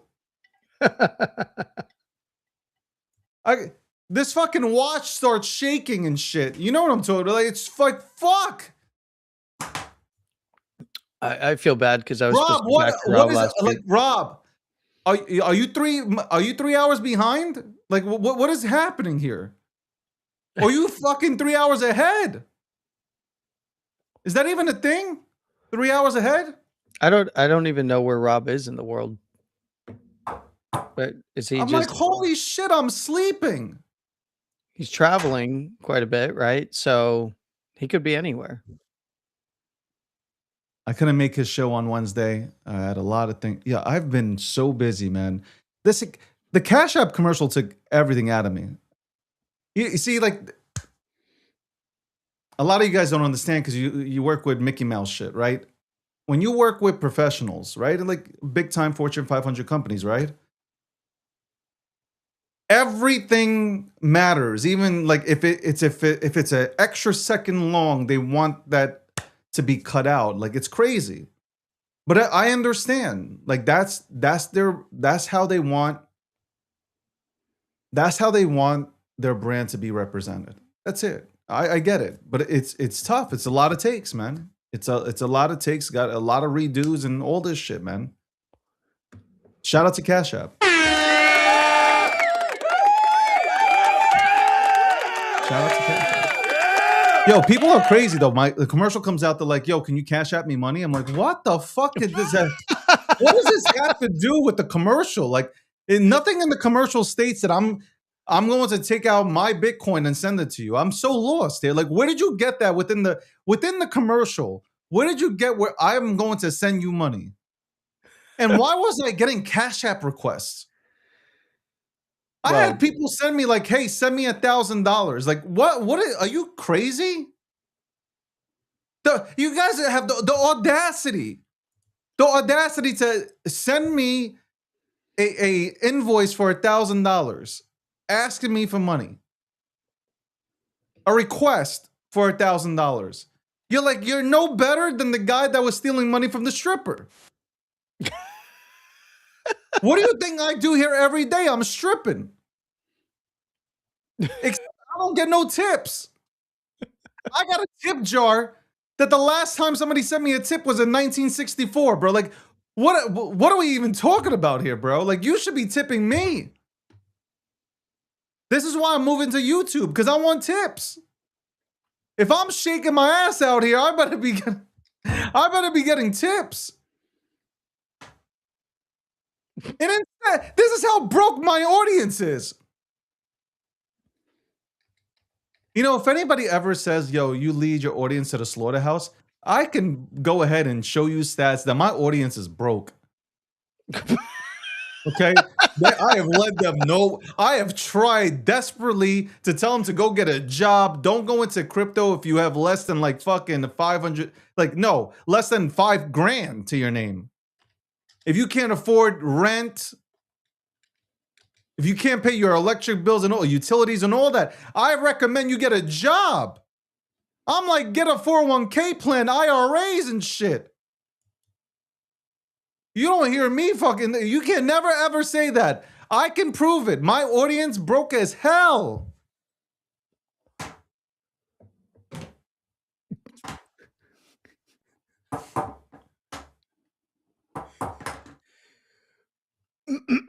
So, Audience left. By the way, half my audience isn't even here today because they're online to get their welfare checks. Okay, so like, it's Friday. well, today was apparently update the algorithm day. Yeah, I know. And then release it, and like everybody is I don't know, it's like readjusting. I've seen like streams, spaces, and posts just not really adjusting today and really I'm getting getting cooked out traction here. Don't anywhere. worry about it. I'm getting cooked out here. It's wild. Like but I'm seeing I like don't got my normal. TikTok account, which has, I mean, like fucking my big following, bro. Like, it's taken down by a puppet. Yeah, yeah. Oh, I'm sorry. I apologize for saying nothing controversial on the show that you actually got freaking suspended on. It was the day before that everything that was being said was controversial. No. I think I got taken down honestly for the commercials. Oh, because the sponsor ads? Yeah. That's no, come on, really? Yeah. That's not no. I read a tweet. From somebody. Somebody reposted this and they answered it, but it came down on my timeline. There's a guy who said that like he's in his 40s now and now he feels like he can't. Hold on, I'll tell you exactly what he said. And I kind of said like, I don't know. By the way, this is Men's Health Talk right now. I know a lot of you guys hate that, but hold on. Let me read that real quick. So the guy said, man, I'm about to be 43 and I can actually feel myself falling out of my physical prime. No HRT, and I've been able to fight it off through my late 30s and early 40s by staying active, but not mid 40s. I'm starting to get weaker in the gym. The salt and pepper is becoming mostly gray, and I don't think I can even touch the rim anymore. I don't know what rim he's talking about. You somehow in your mind know it will come one day, but for it to actually get here is crazy, or is a crazy experience. I see why people have midlife crisis now, because you start to lose the version of yourself that you have been for your whole adult life. I read that and I was like, okay, the dude's 43. I'm like, bro, really? Because I don't feel like I'm in my prime. I don't feel like any sort, like, look, we probably all lose a step and shit. Yeah. In terms of like, but like, all bullshit aside, real conversation, especially for the men out there, man. I don't feel like I've lost this. Like, I don't feel okay. I don't feel like I'm losing anything. If anything, I feel stronger now than I did when I was in my 20s, which is crazy. Because you would think it's the opposite. As Well, you get older, no, I've actually, I feel, like if I feel like I need to take one of those, like, you know, where people hit the bag and to see their PSI. Like, yeah. I feel like my punch is stronger now than it was in my 20s, and I was pretty good in my 20s. So I don't know, think it's man. more one of the things that I would argue that 40s, in your 40s, how you take care of yourself is different. And if you adjust to how you're taking care of yourself, you can maintain a high standard of performance, if not achieve higher performance than prior. But you do lose reaction time, unless you have kids and you have No. the dad reflexes. I don't know if like I don't know if that's true, Landy. I I don't feel like in I've lost. aggregate in aggregate it is. It's not gonna be at an individual level. There's some people who, like, are in much better shape, because of their concentration on their health as they get older than they were when they were younger. And I think that that starts because you start to see that you need to make the changes before it's too late. But I like the quote unquote interview, fake interview with Michael Jordan, where they said, do you think that the '90s Bulls could beat LeBron and the Lakers today? And he said, yeah. And he said, by how much? And he said, by probably like 3 points. And they were like, you really think that the '90s Bulls could beat them, beat today's iteration in the NBA of the LeBron and the Lakers? And he said, yeah. And he's like, what makes you think that? He's like, well, we're in our 60s now. So, I read that. um, No, which is look, hilarious, but it speaks to, if you look at these guys, these peak athletes as they've gotten older, the moment that as you get older, the moment you take your foot off the gas of maintaining a high level of performance, it does start to slip pretty quickly. I'll tell you why. I'll tell you. I think this is it. Listen, I'm not a doctor, but I think this is it. I think as you get older, if you stop lifting, then you'll slowly see your muscles start going away. Hopefully, people understood what I fucking said there. Yeah. Like, you I won't like. It's easier to get away with it when you're in your 20s than it is when you're in your 30s or 40s. Personal experience for me is that it's slower to build muscle, but I have a lot more muscle mass. And I've been able to maintain that muscle mass. Whereas I could bounce between, um, bulk and cut when I was younger much faster. I have to be more careful these days as I get older. So I'm more See, I don't have restrictive in that. my eating. So I I can can't I bulk can and throw cut on I could throw on 30 pounds easy and strip it off and move within right to 3 cut. weeks. Yeah, I can't. Not as quickly as I used to. So I'm much more careful and regimented about how I eat, what I eat. Um, but I have consistently been able to maintain and even grow muscle mass as I've gotten older.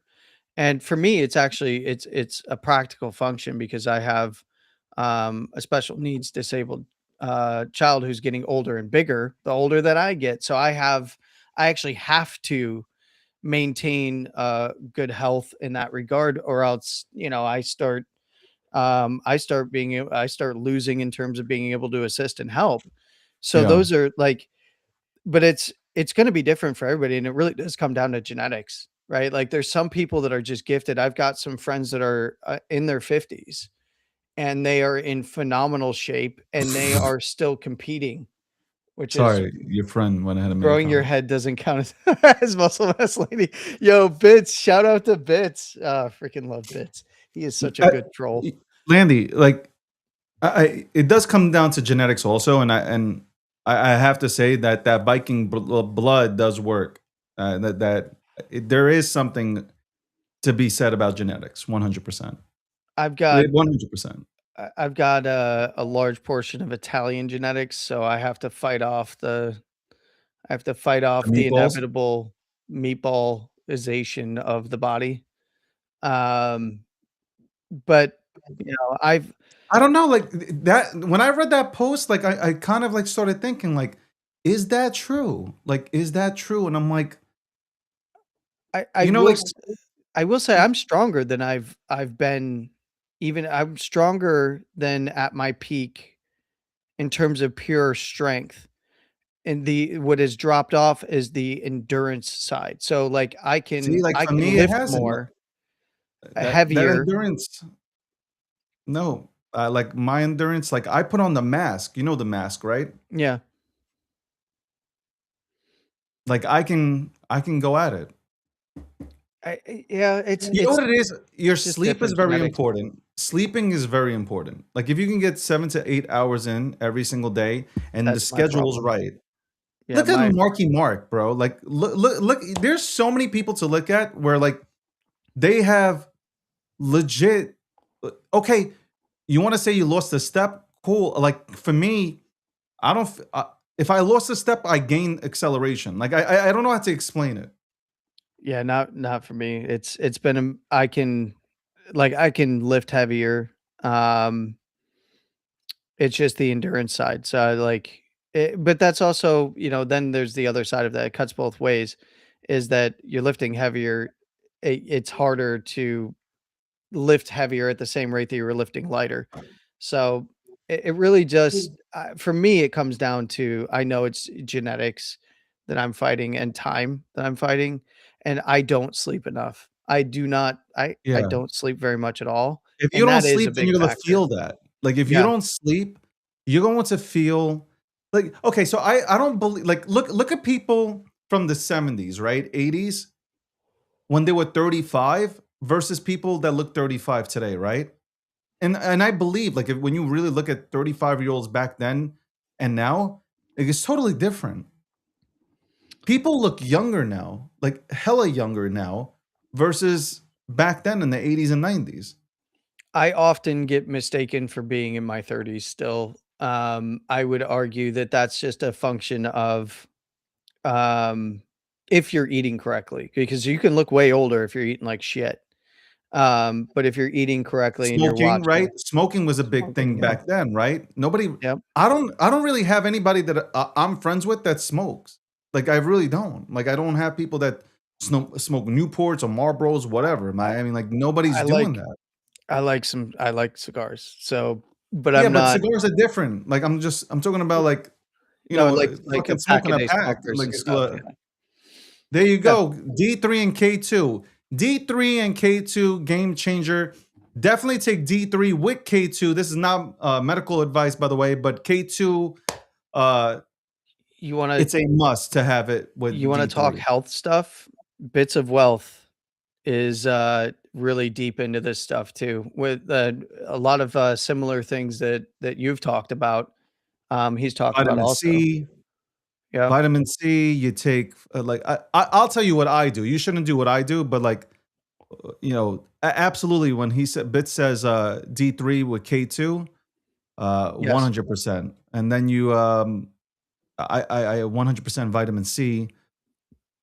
Obviously, I take collagen. I do, I take peptides, but like not the fucking ones to lose weight. Not the what is it, GP?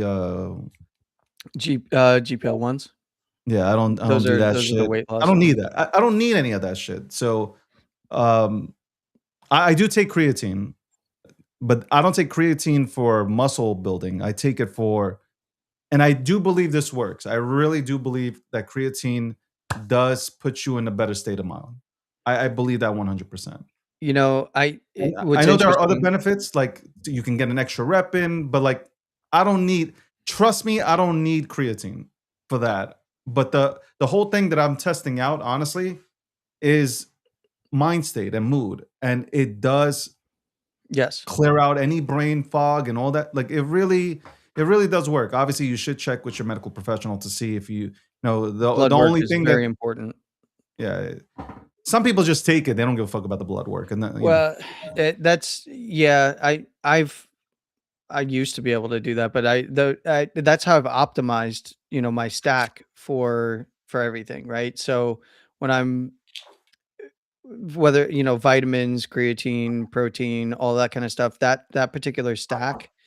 I was going to say this, which what I find interesting, and someday I hope they reach out. I had to travel quite a bit the past month or so, right? I've been kind of all over the place.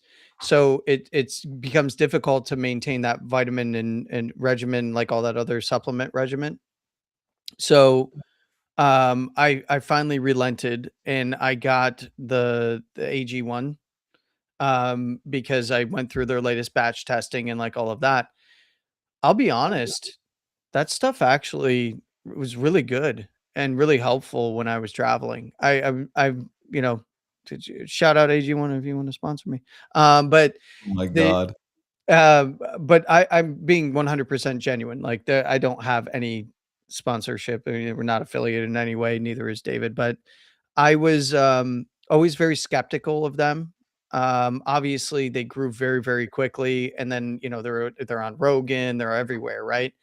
But I was like, I need something for these trips, and I can't carry around all this crap, right? That I normally Yeah. have for my stack, and I took still some extra supplements that aren't in it, but I was pleasantly surprised, that it was, not much of a change. I didn't feel any different. In fact, I'm gonna be honest with you, maybe it's just, in my head, but I felt almost better in some ways, and I don't know if that's because of a change or something like that.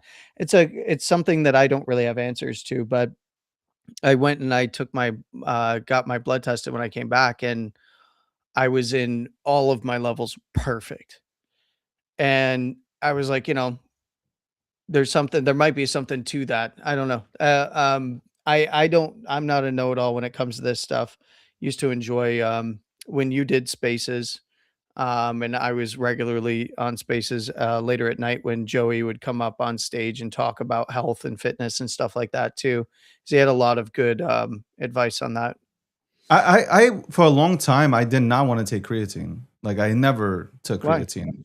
And then I did my own homework and then I spoke to people and they were like, it really like it was more from a mental standpoint, like with creatine. Like they're like, yo, like my mental, like the brain fog has gone. A lot of people took creatine after COVID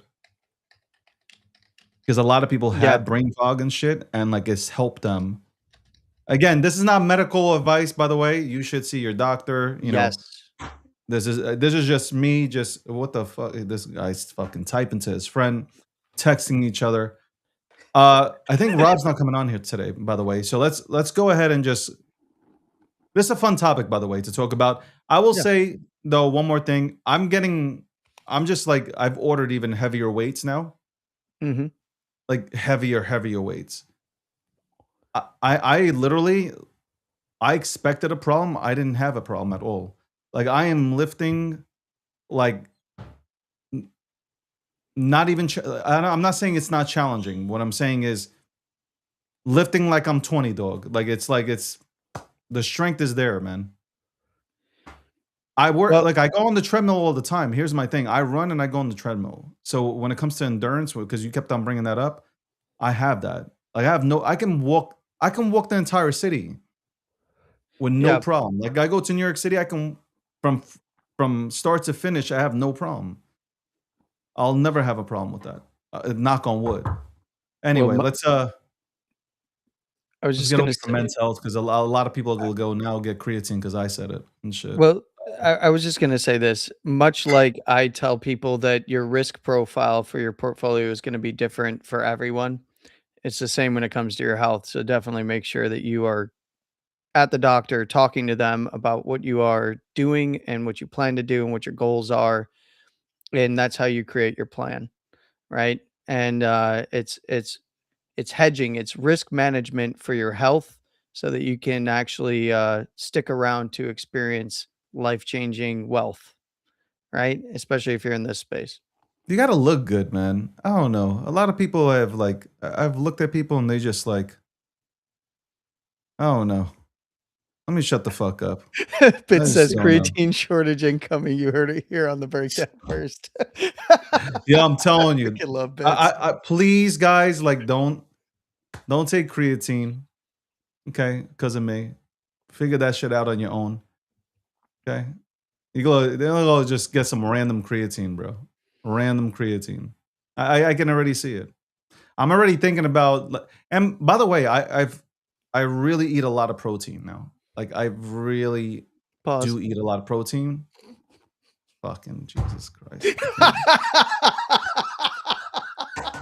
Come on, how can I pass that up? How can I No, but pass it that up? helps because you keep you know, like you see a difference in your body. Like when you're just, Yeah. when you're eating beef and shit, like instead of, instead of going into like carbs. Like I watch that. I watch. If you're gonna eat carbs, you better be exercising that day. The problem Like is most carbs are trash. And they're refined. And even, what I don't like is, you're right outside the city, right? Known for some of the best bakeries on the planet. But even they are they're starting to use trash in their product. And it's like, you gotta just be, man, I'm part of the anti-carb cabal. I I am. mean, I'll take some carbs in before I go work out, right? Because Yeah. Oh yeah. Yeah. Complex but that's carbs. how Yeah. you do it. Like you can't eat that shit and then like go to sleep or some shit, like or sit and just relax, because that's when you build up the V fat, bro. Um, People are like, what the fuck is he talking about? Yeah. Anyway, Trump's China visit went well? Question mark. It did. But I love it. I really do love this new overlay. I am not gonna front. I'm staring at this It looks overlay. I'm good. like, I like that it's evocative of the American flag. you know how I'm a proud American. Same. I love America. I really do. I'm so grateful that I was born here. It's I am. it I'm eh, happy that my parents chose to. Well, they didn't choose. They had no choice. But I'm glad that they left Europe and they came here legally, waited in line, and came here. And I was born here, and I'm proud, really proud. yeah. When I rock this flag, I'm like proud of it. Like we're the greatest country in the world. We are literally the greatest country in the world. It is a fucking honor to be an American. I Not everything's agree. perfect, but it's an honor. It's an Nope. honor. Warts and all, Okay? still the best. 100%. And I think like we've had our history here in the United States of America, but it's where would you rather live? You guys talk about Russia, you talk about China, you throw out these places like Yeah. you've never even been there. You have never left your own state. You know You what I don't know find what it's like. you know You what I do find not know funny what it's about the like. commies? No, but it's The just like American communists that say that they they, wanna move away. yeah, They but that never once wanna they move move to away, China. they wouldn't. They wouldn't survive in Russia. I'm telling you, in Eastern Europe, you would not survive. A lot of them watch a lot of this Discovery Channel shit. Like, oh, let's look at the supermarkets. Like, that's one supermarket for the whole fucking country. Like, you would never survive. Never. Never. And you would never be allowed to talk the way you talk. A lot of you guys run your mouths about the United States of America. You run your mouths about the president. Try that You in would China. never get away with that. Never. Try that shit in China. Try Try it that in shit in Russia. Russia. Yo, Mhm. when Putin smiles, like, have you ever read Putin's scouting report from the KGB? Have you Yo, guys ever read his scouting wild. report? The KGB said they didn't recommend for him to be in the KGB. What I think is interesting is that Europe They don't is get it. very The quickly on cops. the same kind of path that they criticize. My father told me, if your hair wasn't cut a certain way in Europe, they'd stop you and cut the hair for you. Mm, Like, mhm. you guys do not understand how privileged you are to be an American. Like, you don't understand. Like, you run your mouths, but you would never survive because of the freedom. You know what the problem is? You would probably be able to survive if you were born there, right? Because that's it. Like, when you're born in a certain place, you learn how to live. You adapt. None of you motherfuckers that have grown up here, privileged as fuck, would be able to adapt to these conditions. You wouldn't be able to speak. It's funny, like you guys think that you would be able to go over to Russia and speak freely, like the way you speak here. No, that King Putin would put your ass in jail indefinitely. You're not leaving. Okay? You're not leaving. and the prisons there, bro. I hear they're I like don't think day they. spas. I don't even think they've been maintenance since 1764, bro. Like they're not comfortable conditions. What one of the things that I did want to actually speak to, So let's talk post about the China, Trump, I guess. yeah, Xi meeting is that one. I think it went well on both sides. I think what's more important to take away from that meeting is the messaging out of Xi himself and Trump, because obviously it it was a good meeting. It was obviously productive. So what is the American media immediately trying to do to sabotage that and throw a wrench in that? And we're looking at the European media starts it, then the American media carries the water. And it's all about they threw away the gifts. This is security protocol, right? That this is I laughed. Yeah, it's security protocol. Like you have to understand how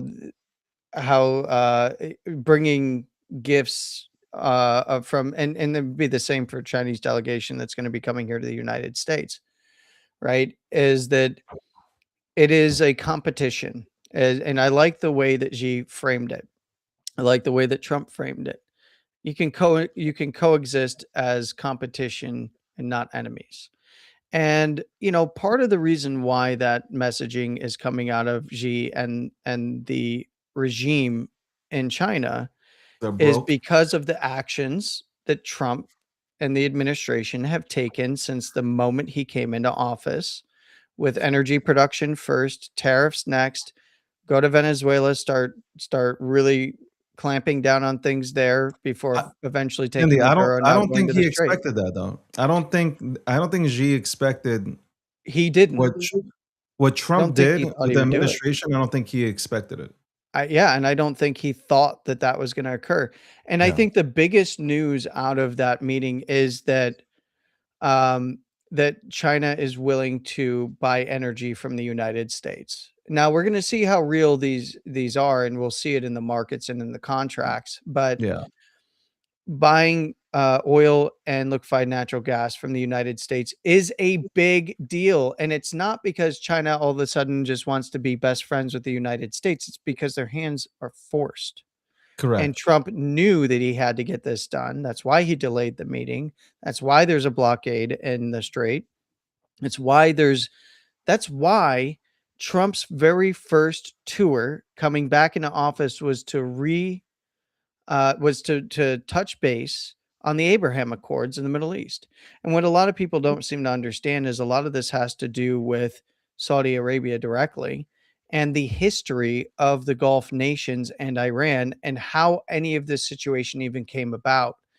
And you know, China's hand is forced, Russia's hand is being forced as well. And I think that ultimately this is a new realignment and global strategy. And we are going to see the superpowers buck the trend of Europe trying to run the show.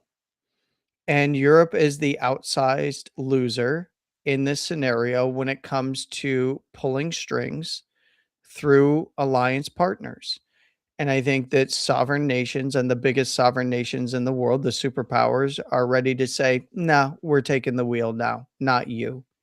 And allowing for those Abraham Accord nations and those Gulf nations to start steering themselves, which UAE already started, Saudis already doing it. Um, it's a realignment, I think, that is for the better.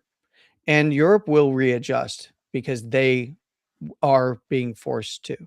And that was the crying that was happening. I call it Carney crying. The Carney wah wah fest right before Trump left to China, and all of the surrogates that push the narrative for that entire regime out of Europe and London specifically straight through to Canada. Well, they had to have their meetings because they have to adjust to what the superpowers are doing now. And I think in the end, it will be better for all involved, even though the crying carnies of the world are going to continue to cry and kick and scream and try to sabotage things. So, Speaking of somebody who just woke up, oh, Rob's here. yeah, let's bring in Rob on this topic and let's get your guys' thoughts here. He wants to be me today again. Let's go ahead and put You this know, I'm just gonna say this, like, this is your strategy, is to not tell me the night before, so I'm not prepared, so I don't necessarily can't make the time you send me last minute. And you Well, avoided my Rob you should know. avoided my Shouldn't show. Rob know that we are on? He's on every Friday at 1:30 to 1:45 p.m. No, Eastern you Standard changed the Time. times on me, I don't and you change blew it. me up, No, I didn't. and you You I called me want at everyone 5 to know o'clock you in the morning. I'm well, I called sleeping. you over the weekend. I called No, you you over the call me. weekend. You call Landy me every day. Landy 5 o'clock in the yeah, morning. you know, and Landy, he avoided my show on Wednesday, like he said he'd No, I come on didn't. last minute, he canceled I because had he an was scared to emergency, face the bro. hard truth. Yeah, whatever. So I've heard. What's I the I've missed heard that one there's show. One show I missed. Like, okay, Yeah, the he one you must. He missed, must. the biggest one. You missed the biggest one, the one where it's really all come, where it's like you could finally would have to acknowledge, things might not be going exactly as planned. Okay, so let's Because talk Iran's about like, what's not going exactly as planned. Well, Landy was touching on this, but 60 seconds all around here. What do you think about Trump's visit to China? all right. I think it's interesting, right? I have to remind myself he went once before too. He went in 2017. Um, I, I I think it's interesting. I think it's strategically timed well. Trump's really good at foreign visits in general. He's really good at he's really good at the world stage. He's good at owning the pomp and circumstance of it. He's good at using a little bit of power play through it, kind of delivering a message. I love that he brought the American CEOs with him. I thought that was a powerful statement. Um, I think that the biggest thing on his mind was getting China to agree that Iran needs to be checked, because the strait is now being literally shut down by their little swarm boats, and China wants that energy. I will say this though, and Landy, I'd love your thoughts. I think she was not accidental in making Xi Jinping was not accidental in making clear how important Taiwan was, and how much, if you don't, what's it called, the Therisudis, whatever it is, the thing where a bigger power and a newer power clash and have a war. That if we don't get on board with their view of that Taiwan has to be part of them, it's going to lead to a serious conflict. I do think that he's watched what happened in Iran.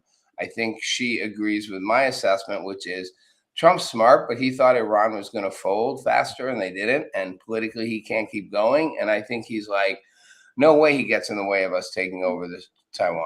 And I think he makes a move on Taiwan in the next 18 months.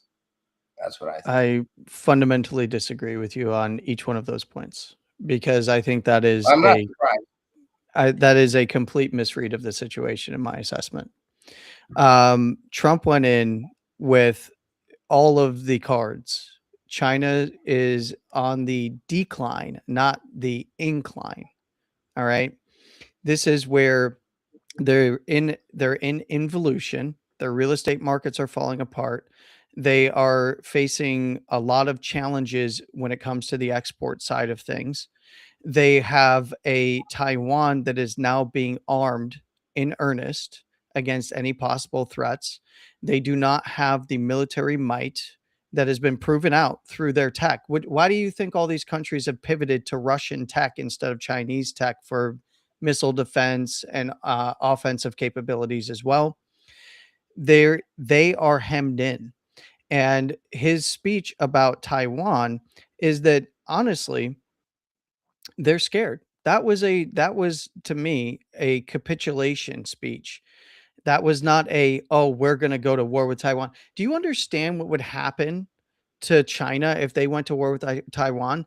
Taiwan is this neutral place where the world, not just the United States, gets their chip fab from. All right. Not just the United States. This is not just a US interest. This is the world's interest. And if they so much as lay a hand on it, the entire world will come together to defend Taiwan. It is a single point of failure, much like the Strait of Hormuz used to be and is no longer. The Strait of Hormuz, Rob, does not matter anymore. They can send as many little pirate fast attack boats as they want on the strait. It means nothing. There's nothing moving. There hasn't been anything moving. The entire global energy infrastructure supply chain has already readjusted and would just further. I mean, look at UAE pumping out past the blockade, and then you've got Saudi Arabia on the other side. The only thing that matters is if Iran goes death blossom and damages their infrastructure. That's it now. That's all they got. They hold no cards, no chips, no nothing. They're losing support. They're, the commitment out of Xi to like not send armament in, whether you can take him at face value or not, remains to be seen. The same coming from Russia. We know differently in terms of intelligence sharing and stuff's coming over the border, and stuff being smuggled in. We know about that. They hold no cards in this regard. And Taiwan is not a card in their favor. Taiwan is actually a checkmate on them, because if you think that CENTCOM, one piece of the United States military, if you look at that one piece of the United States military absolutely decimating one of your allies that you were getting really cheap energy from, after already taking out an ally that you had in South America and Venezuela, and you're looking at the board, at this chessboard, and you're going, oh no, we're in a winning strong position, then they would be foolish to do so, because they will get absolutely decimated if they tried to move on Taiwan, because the entire world will constrict them into being a siloed hermit nation. They will not be able to export anything. They will devolve into nothing, which is why they want to work with the United States as partners, not as enemies. You I- can counter right now. Well, yeah. So, again, Landy, you make your arguments are really convincing. And it's the Wow. same. And I'm not going to argue the logic of what you're saying. And I'm not even going to argue the strategic wisdom of it. I mean, I hate that you still won't acknowledge that, what happened with the Strait of Hormuz was not at this point what the U.S. wants. Like, we're not happy that they are literally now like completely stopping all energy traffic moving, all ships from moving through there. And I truly believe that, I deeply believe that this administration is not happy at this point that Iran just keeps showing up to the table with proposals that are preposterous. Like give us sanctions, lift sanctions, give us money for reparations, lift all, release all the funds. And by the way, we'll talk about nukes one day. I think this administration is in a bit of a quandary because they don't want to go back into a military conflict. That's all I was saying. I think you're right about China. But once again, I think you might be miscalculating the same way I really think they miscalculated how insistent, how irrational Iran would be. Hold on. I think you're probably right. I think China, same way Russia went into Ukraine, same way Iran shut down the strait. I'm not going to be surprised Iran if didn't China shut the strait down, Rob. The They have no strait is navy shut to shut it down. down. It's shut down There's because no of traffic who? going through it. That's why First of gas all, there is has been $5 in traffic. Tennessee. There has been traffic. We don't get oil from the strait, Rob. You know this. Yes, but we are affected by oil prices and the Yes. fact that they've shut down literally all traffic moving through the strait. I mean, that's a fact. There's no traffic moving through it. Like, Yeah, and you It's not. know that the It's a supply war chain of is energy. because They're I'm rerouting working it. from Yeah, hold on. fundamentals, Rob. From fundamentals, because I watch the flows. I didn't even get a full response, David. I got shut off in the middle. Well, because you're picking at a I got shut specific off before point. my point. No. I let you make your whole point. You won't let me finish my point. I think Go China ahead, is Rob. going to Go make your point. I think China will make a move on Taiwan, whether you think that's rational or not. I would agree that they are not in the power position they want to be. I think that sometimes people in less powerful positions make moves to try to leverage that power, even if it's not going to work for them. It's like it doesn't make sense, like purely rationally, but it makes sense that they might go, we're going to leverage our strength right now and make a move on it. I don't think they think the world will step in. I don't think they think anybody wants to put boots on the ground in anything that causes casualties in the Western world. So I do think they could make an irrational move to try to get Taiwan and lock it in. And I'm not sure we would respond militarily. I don't think we want to be in a military conflict with China. I think we would. I'm not sure what we would do. I think we're hoping they don't do it. Okay. None of that's disagreeing that you're right about their power position and where they're really at and the real balance of power. But again, you know, people do dumb things sometimes, even nations, when they have to somehow show that they're what they think they want the world to see they are. Okay. So, all right. Your fundamental disagreement is with what I'm saying is that the straight does not matter, and the United States administration has said this since the beginning. It does not matter to the United States. Your contention is, well, it pushes oil prices up. It doesn't matter when you have pumping occurring outside of that strait now, and it's already hitting speed and increasing. The only thing that matters is the supply chain infrastructure in the Gulf nations. All right.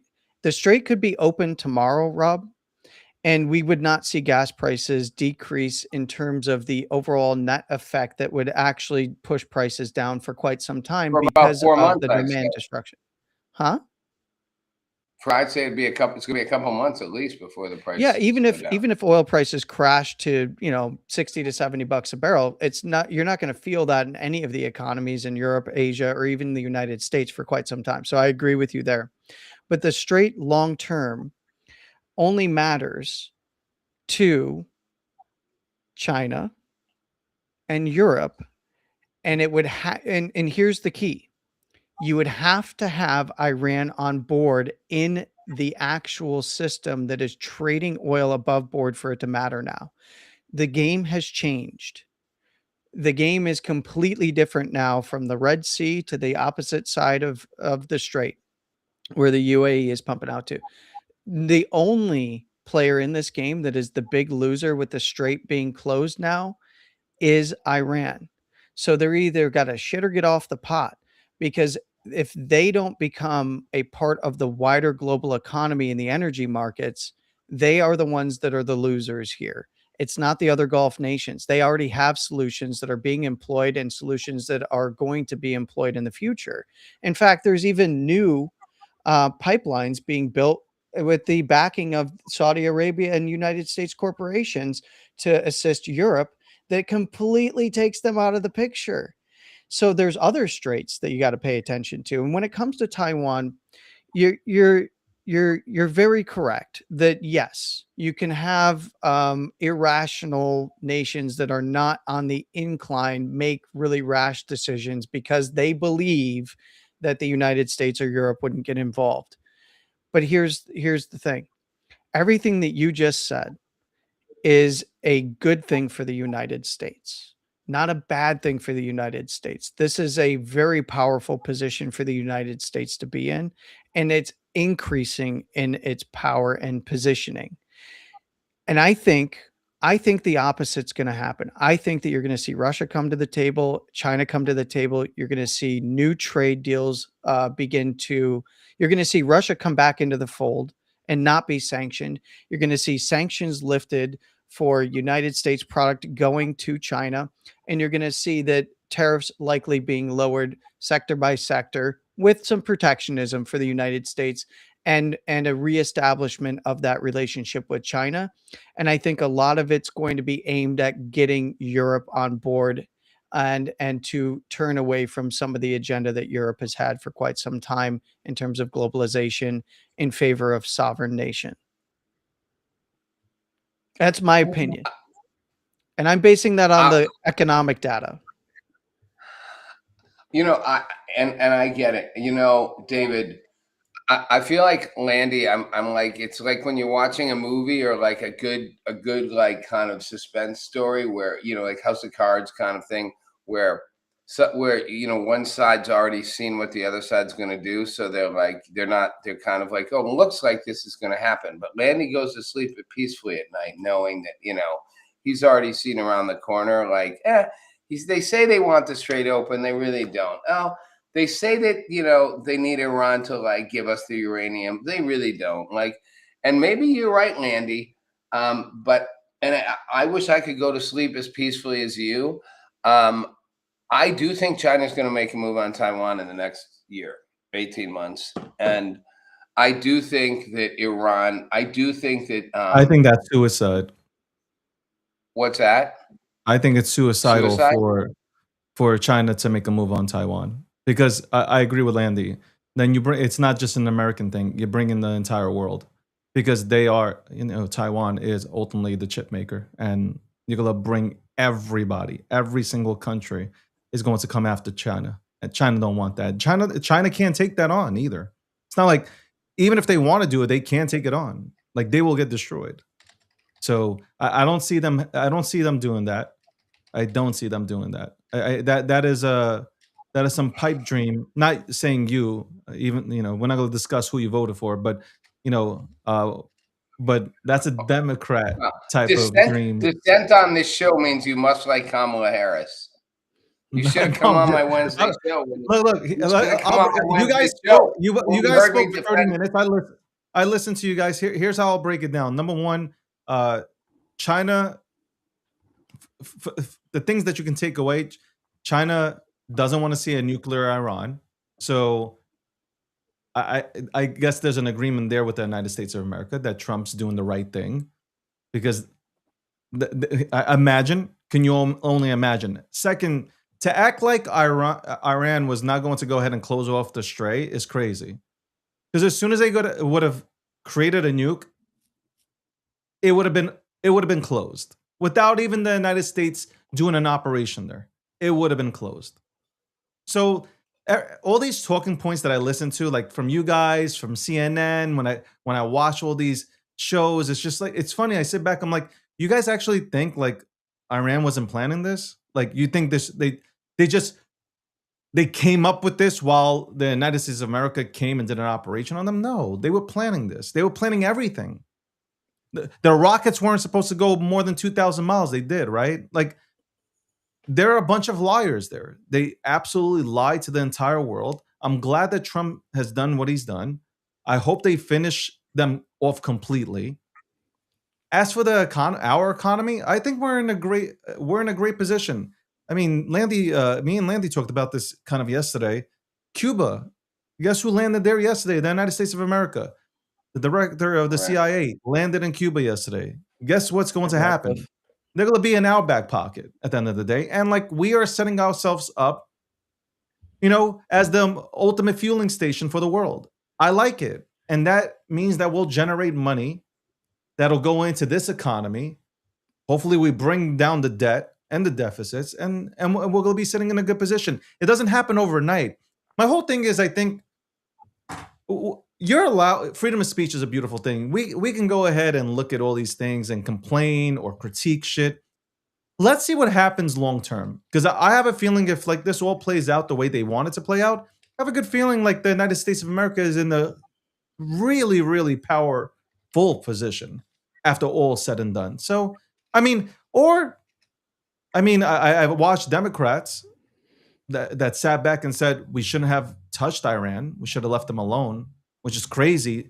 Same people that care about human rights apparently don't care about 40 to 50,000, Iranian people being slaughtered in the streets by this regime themselves. So it's wild, like sitting back and listening to people that say free Palestine, but don't give a shit about the Iranian people getting destroyed. So, okay. I can go on and on and on, but, not everything's going to be perfect. But, we are living in the United States of America. We should want to root for our president and the administration to put us in the top position. And that is to cement ourselves as the fucking global leader of the fucking world, right? Yes or no? Like, why Yeah, but why that are we doesn't bar rooting them from for criticism. why are we rooting? Yeah, that's what I was going to say. I was going to just say what Landy said. No, but you I can don't think criticize. that That's fine. You have freedom of you speech. can. Go for it. But No, you it's guys not freedom of criticize him speech. taking a It's not. shit. It's not freedom of speech. It's not. You have the freedom. I hate this argument. You have the freedom of speech. No, but I you guys hate when. critique Trump when he Hold on. takes a Hey, shit. Like hey, it's hey, weird. hey. If you'd had the guts to come on my show like you're supposed to on Wednesday, or had you listened, you would have I heard that missed the one first show. 15 I minutes. missed one show. One show. The One first show. 15 minutes was an all-out defense for Trump being elected president twice, and for the value. I didn't say The you. sheer. Did I say Hold on. you? Did I say Rob? I said No. that But there's I'm saying half the country is sitting there critiquing every move that Okay, he makes. that's the nature of democratic society. And the problem I have is people are like, you're allowed to have free speech, but why do you have to say? I think it's healthy to have an open discussion and disagreement and Oh, so root debate against about the things. And it's military. okay, hold on. It's Root okay against for the me to military, say, right? hold on. No, root against whatever you want. I'm not saying They're people should sitting root there. They're against the literally military. openly sitting and rooting for the United States of America to lose. People that claim to be Americans are hoping that America loses this battle with Iran. This is how psychotic they are. Some people, yes. I think other people are concerned whether this is the right move to make or whether we're winning. Again, I said this on my show on Wednesday. Landy, you weren't there, and you can come on Wednesdays whenever you want to. Maybe you come on because David flakes on me sometimes. Was I don't think there's any version of us losing a war to Iran. There is a version of Iran just outlasting our patience and our political will, and us not essentially winning what we want. That's all I've been trying to say. I don't think we lose. It's like I always say the British didn't lose a war to the colonies. They just got tired and pulled up stuff, and America just had to. The colonies just had to outlast the British. We didn't like destroy Britain's military. They just were finally tired, too expensive, too politically costly. Let them go be independent. I do worry that Iran is trying to just play the long game and wear us out and wait through the midterms and hope that they never have to ever capitulate to the points we want. I'm not, David, disagreeing that we did the right thing. I've been the one of the three of us that said, I wish we would go back in and finish the job. Like, You literally. might get that. You might get that wish fulfilled I am just based on frustrated. Trump's. I'm frustrated with some of the people in the United States of America, some of the people are now, sitting in top tier positions in the United States of America, continuously criticizing the fucking president for trying to eliminate a threat, which is Iran. It's crazy. Fine, you don't like if you want to, no problem. But then to wish that America loses this battle, to wish that basically you're wishing that the military loses. So you're going against the people that protect your rights to fucking bitch all day. Well, That's my fucking problem here. yeah, Like, there I are get things that. that I don't like that are done like Trump has done like 5% of the things that Trump does. I don't like them. But you know what? He's the president of the United States of America. I don't have to agree with every single thing. But you know what? I'm an American, so America comes first for me. It's not other countries. It's America. I live in America. I like the freedom that we have here. And if we can go ahead and become the main energy source for the entire world, so be it. So fucking be it. Well, there's going to be a fine line there, and that's understanding the American and Saudi relationship. Contentious at times, but generally, Saudi is going to side with the United States as not necessarily a policy, but in terms of keeping oil price. Look, Saudi can pump oil. They have the most oil underground per capita out of any country in the world, even though we have larger oil reserves. Their light sweet is very easy to pump out. So where they go, the rest of the world goes, including the United States in terms of setting the floor, because they have such low cost. They can drive out other. Saudi Arabia is the reason why the Shah got over not the reason. Let me walk that back. Hold on a moment. They are not the sole reason, but they are one of the main contributors to why the economy started to fall apart in Iran that led to the overthrow of the Shah. It's because in what was it, 73, they did not want to raise prices and instead to start because they have such low cost, started to pump more oil, brought the price of oil down. This was in partnership with the United States. That forced higher prices per capita and lowering gains for Iran that allowed for the opposition there to rise because the agenda was not being fulfilled and there was a ton of money being spent and not a lot of coming out of it. The debt started to invert and Iran got overthrown. All right, the Shah got overthrown. Now, there's many other factors in play, but Saudi Arabia played a big part in that, and the United States played a big part in that, and we do have a role there that goes far beyond that. Prior, when it comes to the Shah, I would argue that Britain plays one of the largest roles when it comes to the Shah. And but part of the collapse and lead up to this situation was Saudi objecting to increasing costs of oil and then began to subvert by pumping more, lowering the costs, effectively pushing Iran's economy over the edge and leading to a revolution there. Now, one of the big things that I wanted to point out here is the United States likely would help set the floor with Saudi Arabia in that regard, unless Saudi Arabia wasn't in the picture because of supply for damage to supply or something like that. And I don't think the United States would allow that to happen. I don't think any other nations would really like to see that happen either.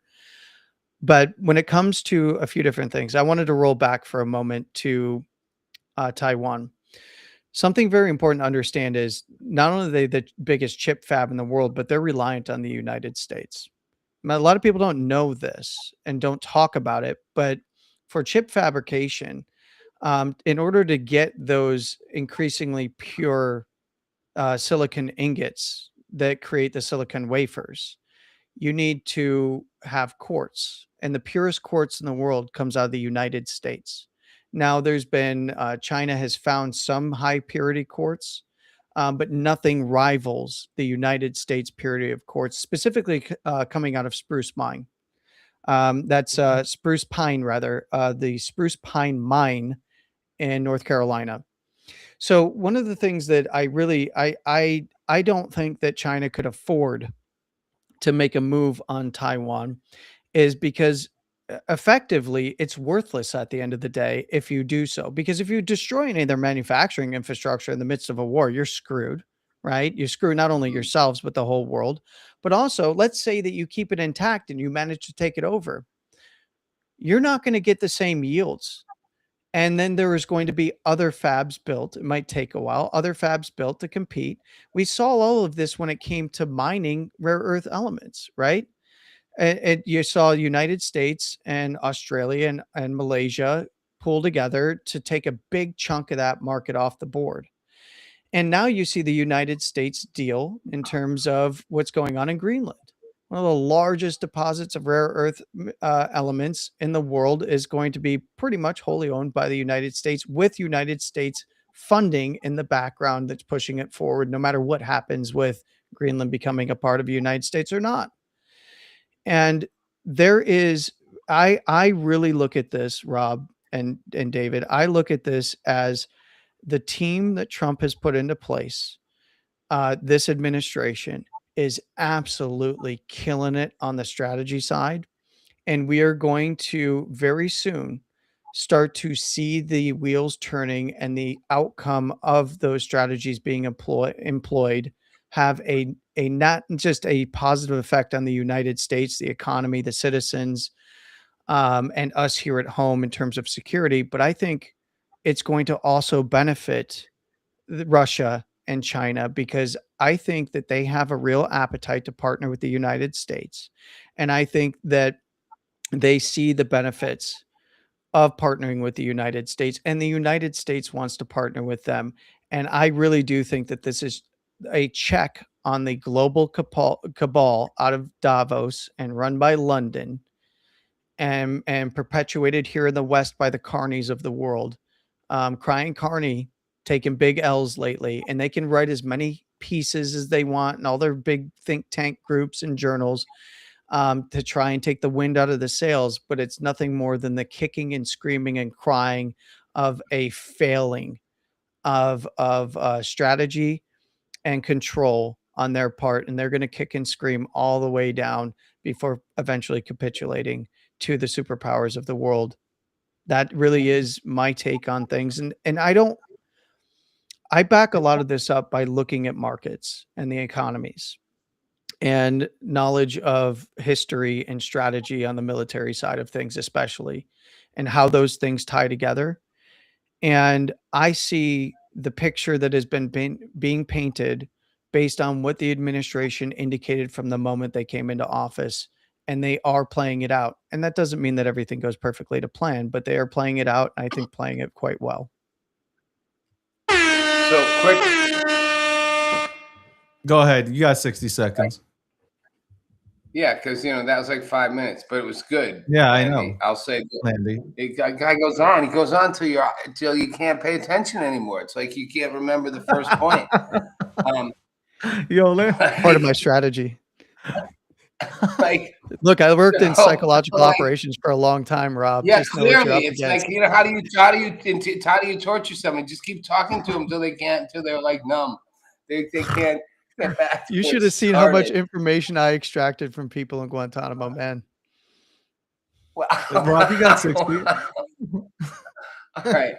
I mean, I think part of this just comes down to a thing for me about human nature. I actually believe you're probably right that Trump and his team have realigned going. I never bought the thing with him like he likes dictators. He's aware of who has power. I mean, it makes sense that he wants to align China and Russia as allies rather than as adversaries. That would make sense from an economic point of view, a geopolitical point of view, a strategic point of view, especially if you're saying we actually have more power than each of them individually. So I accept that premise. There's two factors that come into play. We don't control what other actors do. I do worry that China, like Iran, has kind of the current regime, the mullah, the Islamic fundamentalist regime, that they don't really care about the timetable that we have. I worry that China operates historically with very long time frames, and that short-term loss isn't what now. They've changed a little. I mean, I was in China in 1985. They've changed, and they've opened, and they've adopted, and they've adapted. But I still think they look at things in very long cycles, and I'm worried that their decision-making may be much longer than ours. And the one factor you haven't accounted for, Landy, is in 6 months, the Republicans could lose control of both houses of the Senate. Trump could get impeached, and even if he doesn't, he's out of office in 2 years, period. And there's no guarantee that there's any stability to U.S. policy where Xi Jinping is going to stay in office, as is Putin, until they die. That's the only thing I would say about my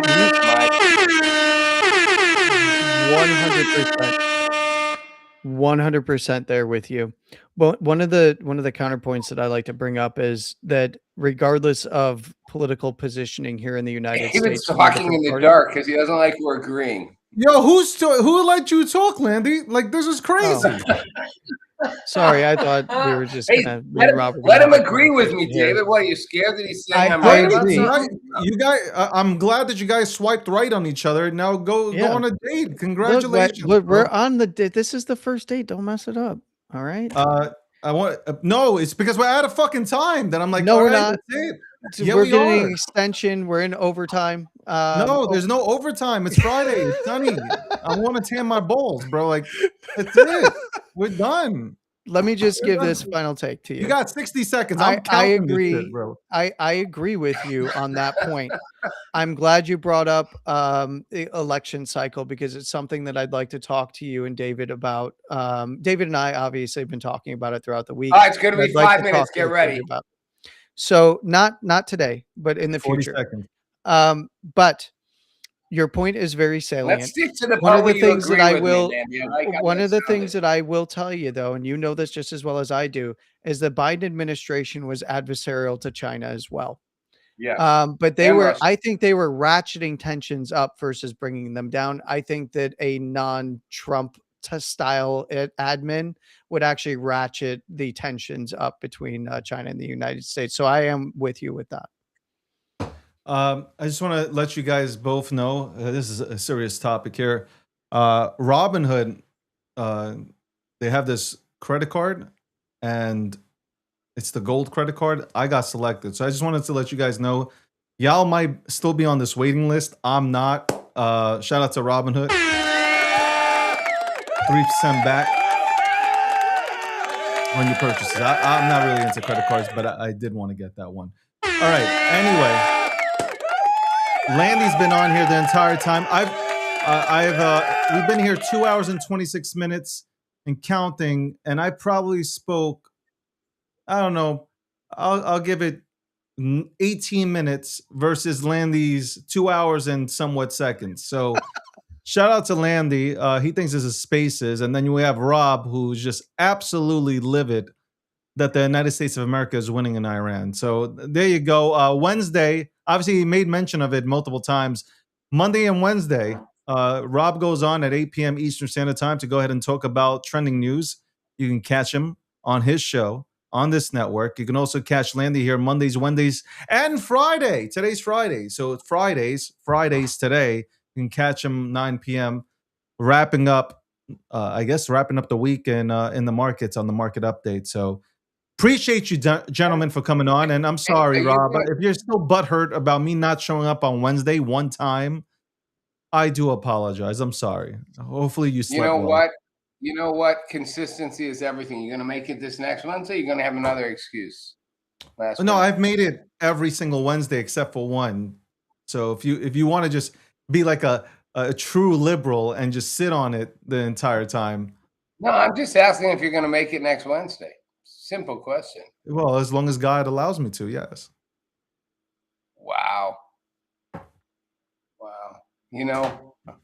You should take a page out of your Trump's book, your boy Trump's book, because he's not good on people just being like, sorry, dropped the ball this time. He's like, yeah, well, you're no longer my. Drop the ball. Here's Trump, my boy Trump, right? The guy, my boy Trump, is essentially saving the world from a terrorist regime having a nuclear weapon. Nobody says thank you.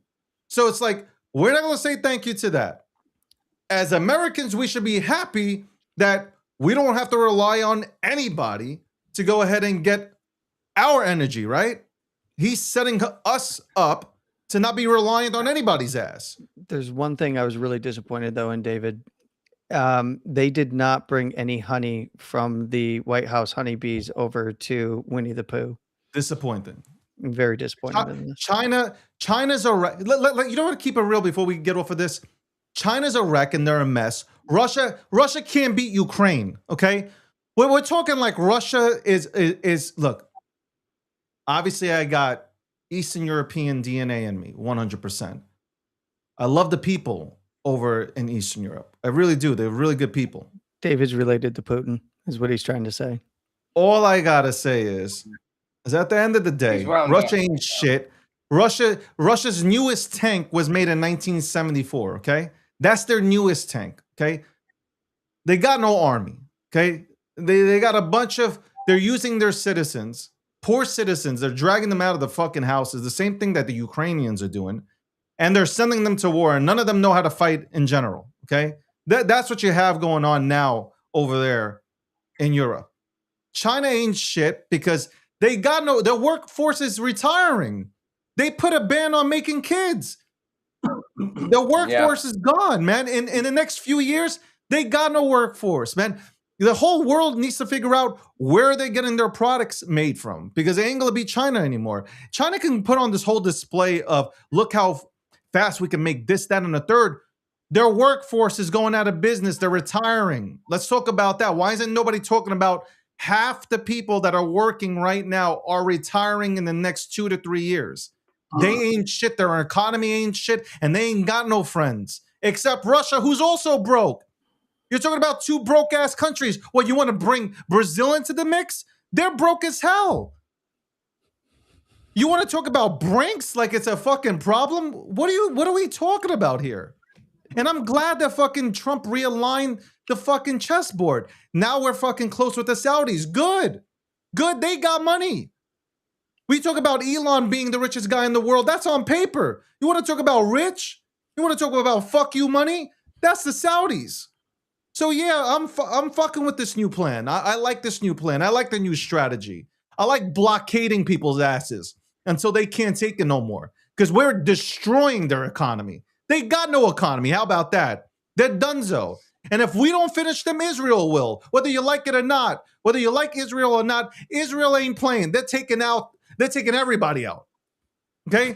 They are literally going over to Iran, and they literally made it public. We're taking their asses They're out. going to China next. Israel's heading to China. They're going to finish off Xi Jinping too. I'm saying be happy that the United States of America saved the fucking world. And that is the truth. Okay, because if Iran gets a fucking weapon that can destroy the world, it's not a good thing. Okay, we're out here defending. Oh my God, the Iranian regime! How dare we? Oh my, why do we go over there? You guys are idiots. And if you think for 1 second that this was all Israel's doing, you're also retarded. Okay, and you need therapy. Trump has been talking about this before I was born. Okay, he has been talking about Iran and and saying why the fuck are we allowing them to run shit for the longest time? And you know what? Guess who put Iran in their position? The West. Blame the West for putting the fucking Iranian fucking terroristic regime into fucking play. It's the West that was at fault. So now we gotta undo it. And that's what we're doing. You guys think you know what Trump is? You know, the funniest thing to me is that all you motherfuckers think you know what Trump is doing and the administration is doing. You sit here and you talk and you run your mouths like you know what Trump is doing. You know shit. You don't know jack shit. These reporters writing these fucking pieces, New York Times, Wall Street Journal, they don't know shit. This is their personal opinions. These are your personal opinions. You know nothing. Okay, tomorrow he sends the B-52s over and destroys the motherfucking place. You have absolutely no idea what the fuck is happening. You know, I would, first of all, thank you for that rant, David. You're welcome. So what I would say is, you know, I could make a simple observation. By that same logic, you don't know either. But that said, the only thing I'm going to disagree with you on is that you seem to see, say, someone like me who agrees in essence with the logic both you and Landy are putting out, but more importantly, agrees with the objective. And you see the divergence. You're almost like the Communist Party of China. Like you see divergence as like, or the mullahs, anybody who diverges must be therefore bad. I actually agree fundamentally with your entire premise. I'm sick of people not rooting for this country. I think both of you are right about the realignment of power. I think strategically what's happening, I've said, I'm actually on board the like Trump wrecking ball mission with most of our existing institutions, including the intelligence agency. I'm rooting for victory here. I've thrown some questions out there where I'm not going to just pretend that certain things might happen that we didn't see or might not go the way we wanted all the time. And you seem to think, therefore, you know, makes me a traitor and I must want Kamala Harris to be president. Which makes me wonder, crybaby shit that the Democratic Party does. If deep down, you're like those conservatives in the 80s who were like anti-gay. It's crazy. Comparing me to China. Comparing me to calling me saying that I'm a part of the CCP and shit. This is crazy. You're the secret Democrat here because you're like so. I'm the secret Democrat. Your liberal tears are showing. That I can't disagree with your conclusion. Well, I share the goal. Hold on. I want to be clear. There's three of us here. Hold on. There's three of us here. David, you and I have a hand, and Landy has a hand up a butt. I want us to go back in tomorrow and finish the job. There's no me wanting America to fail. I want to bomb the bridges, the power plants. I'll You put want boots it on done the- hold now. on. You I'll want it put done boots now, on- though. I'll put You- boots on the that's why ground to we- get rid of this listen, regime. this is why we would lose on the Democrats. You guys want to do it now without no fucking strategy. Can I? Like Now suddenly let's go Democrats do it now. want to do this? Let's go ahead and take out the bridges and power plant. What if there? What if? Oh, hear me out here real quick. What if there's a plan? Have you ever thought maybe there might Can I- be a plan in place? Can I interject real maybe quick the here? United States is I don't know. You waiting can it try, out. Landy. You He's on a think, roll. hold on. You think He's the Iran? Energizer Bunny. You think Iran and China are waiting this out? Maybe it's America that's waiting this out. How about Put your talking hands about on that that- one? Maybe it's us that we're waiting this out. Put your hands on that Waiting for microphone them and to calm make the yourself wrong down. move so we can go, bow! Grab- Okay, so let me Take interject that here mic for a and second. calm yourself down there, my friend. Let me Grab that interject mic. for a How second. about you pull up your little pink pencil that you play yourself with? Okay. I want to say that I'm actually I'm on David's side with the I think we are the ones waiting this out because we have an advantageous strategic position, not just militarily but economically. Now, but what I want to say is what I really like about Rob and his position on this is that he wants to see Trump win.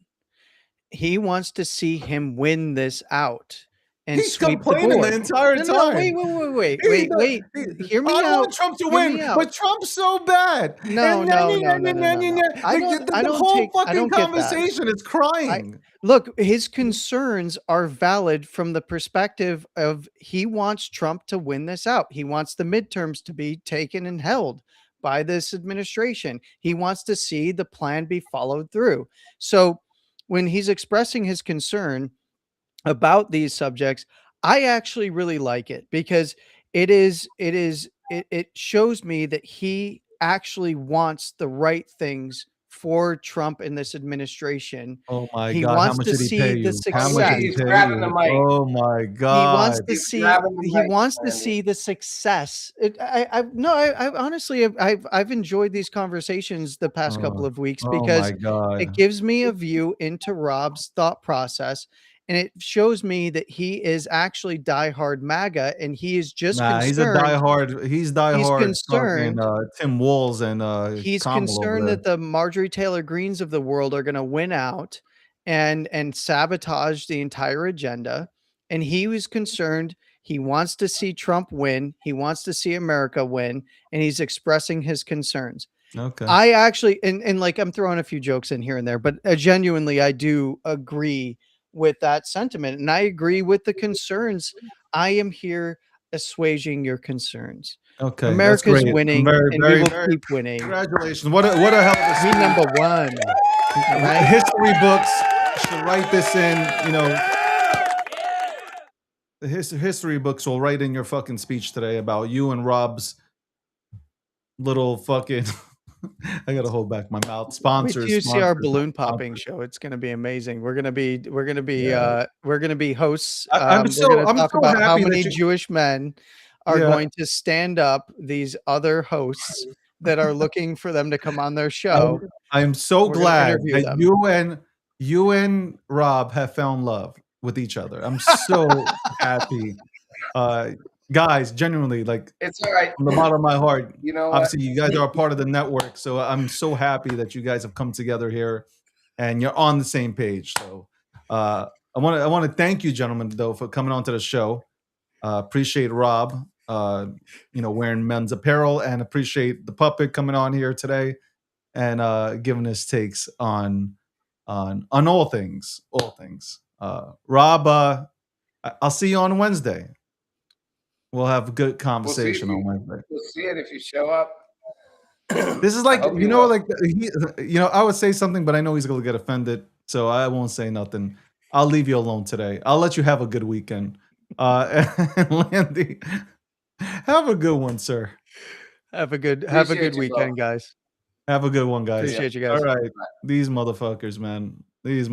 All of a sudden they came together. These two came together. Rob paid off Landy. I've never heard Landy bitch out like this in my life. Never heard it. I don't know why Rob thinks I'm like this. Like, he thinks that I say I'm a yes person to anything that Trump does. Like, I'm not this guy, man. I don't agree with a few, like I would say a few things that if Trump has done, I don't agree with them. I don't, and I've been vocal about that too. So I don't get that part. I just we're not in the briefing rooms. We're not behind the scenes where Trump and the administration are talking about what their plan is and how they're going to execute this plan against Iran. So like, you can sit here and play Monday morning quarterback all you want, but at the end of the day, there is a plan. Like I'm pretty sure there is a fucking plan. My biggest beef is Americans praying for the military to lose. When you pray for America to lose, you're praying for the military to lose. And that's my biggest beef. I don't like it. I don't like seeing that. And if you have that mindset, I don't think you should be in America. I think you should be thrown out of America. Okay? Go find the country to live in. God bless you, and you know, hope you have a wonderful fucking day. That's it. Bottom line. Bottom line. All right. We are overtime. It is 2:50. It is beautiful outside. It is gorgeous outside. I want to tan my nutsack. So let's go to the quote of the day. Okay, quote of the day. Shout out to the sponsors. Thank you so much. Appreciate you guys. Really do. Shout out to Midnight. Shout out to Holly Market, Cake Wallet.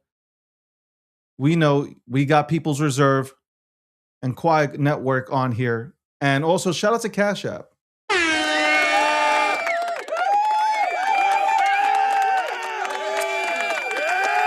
All right, let's go with the quote of the. Let me find the quote. Quote of the day. That was fun, though. That was fun and entertaining. Politics, always fun and entertaining. Always fun and entertaining. Let's see. Where is it? I don't know if I should go with this one. That's too long. Okay, let's do this. The most dangerous man in any room is the one no one can put in a box. Sharp but warm, ruthless but fair, calm but never passive, intense but grounded. He doesn't fit anyone else's template because he spent years building his own. Most men borrow their identity from whoever they grew up around and whoever they admire online. The rare ones sat down and built theirs from scratch. That's why they feel different the moment they walk in. There you go, for the men out there.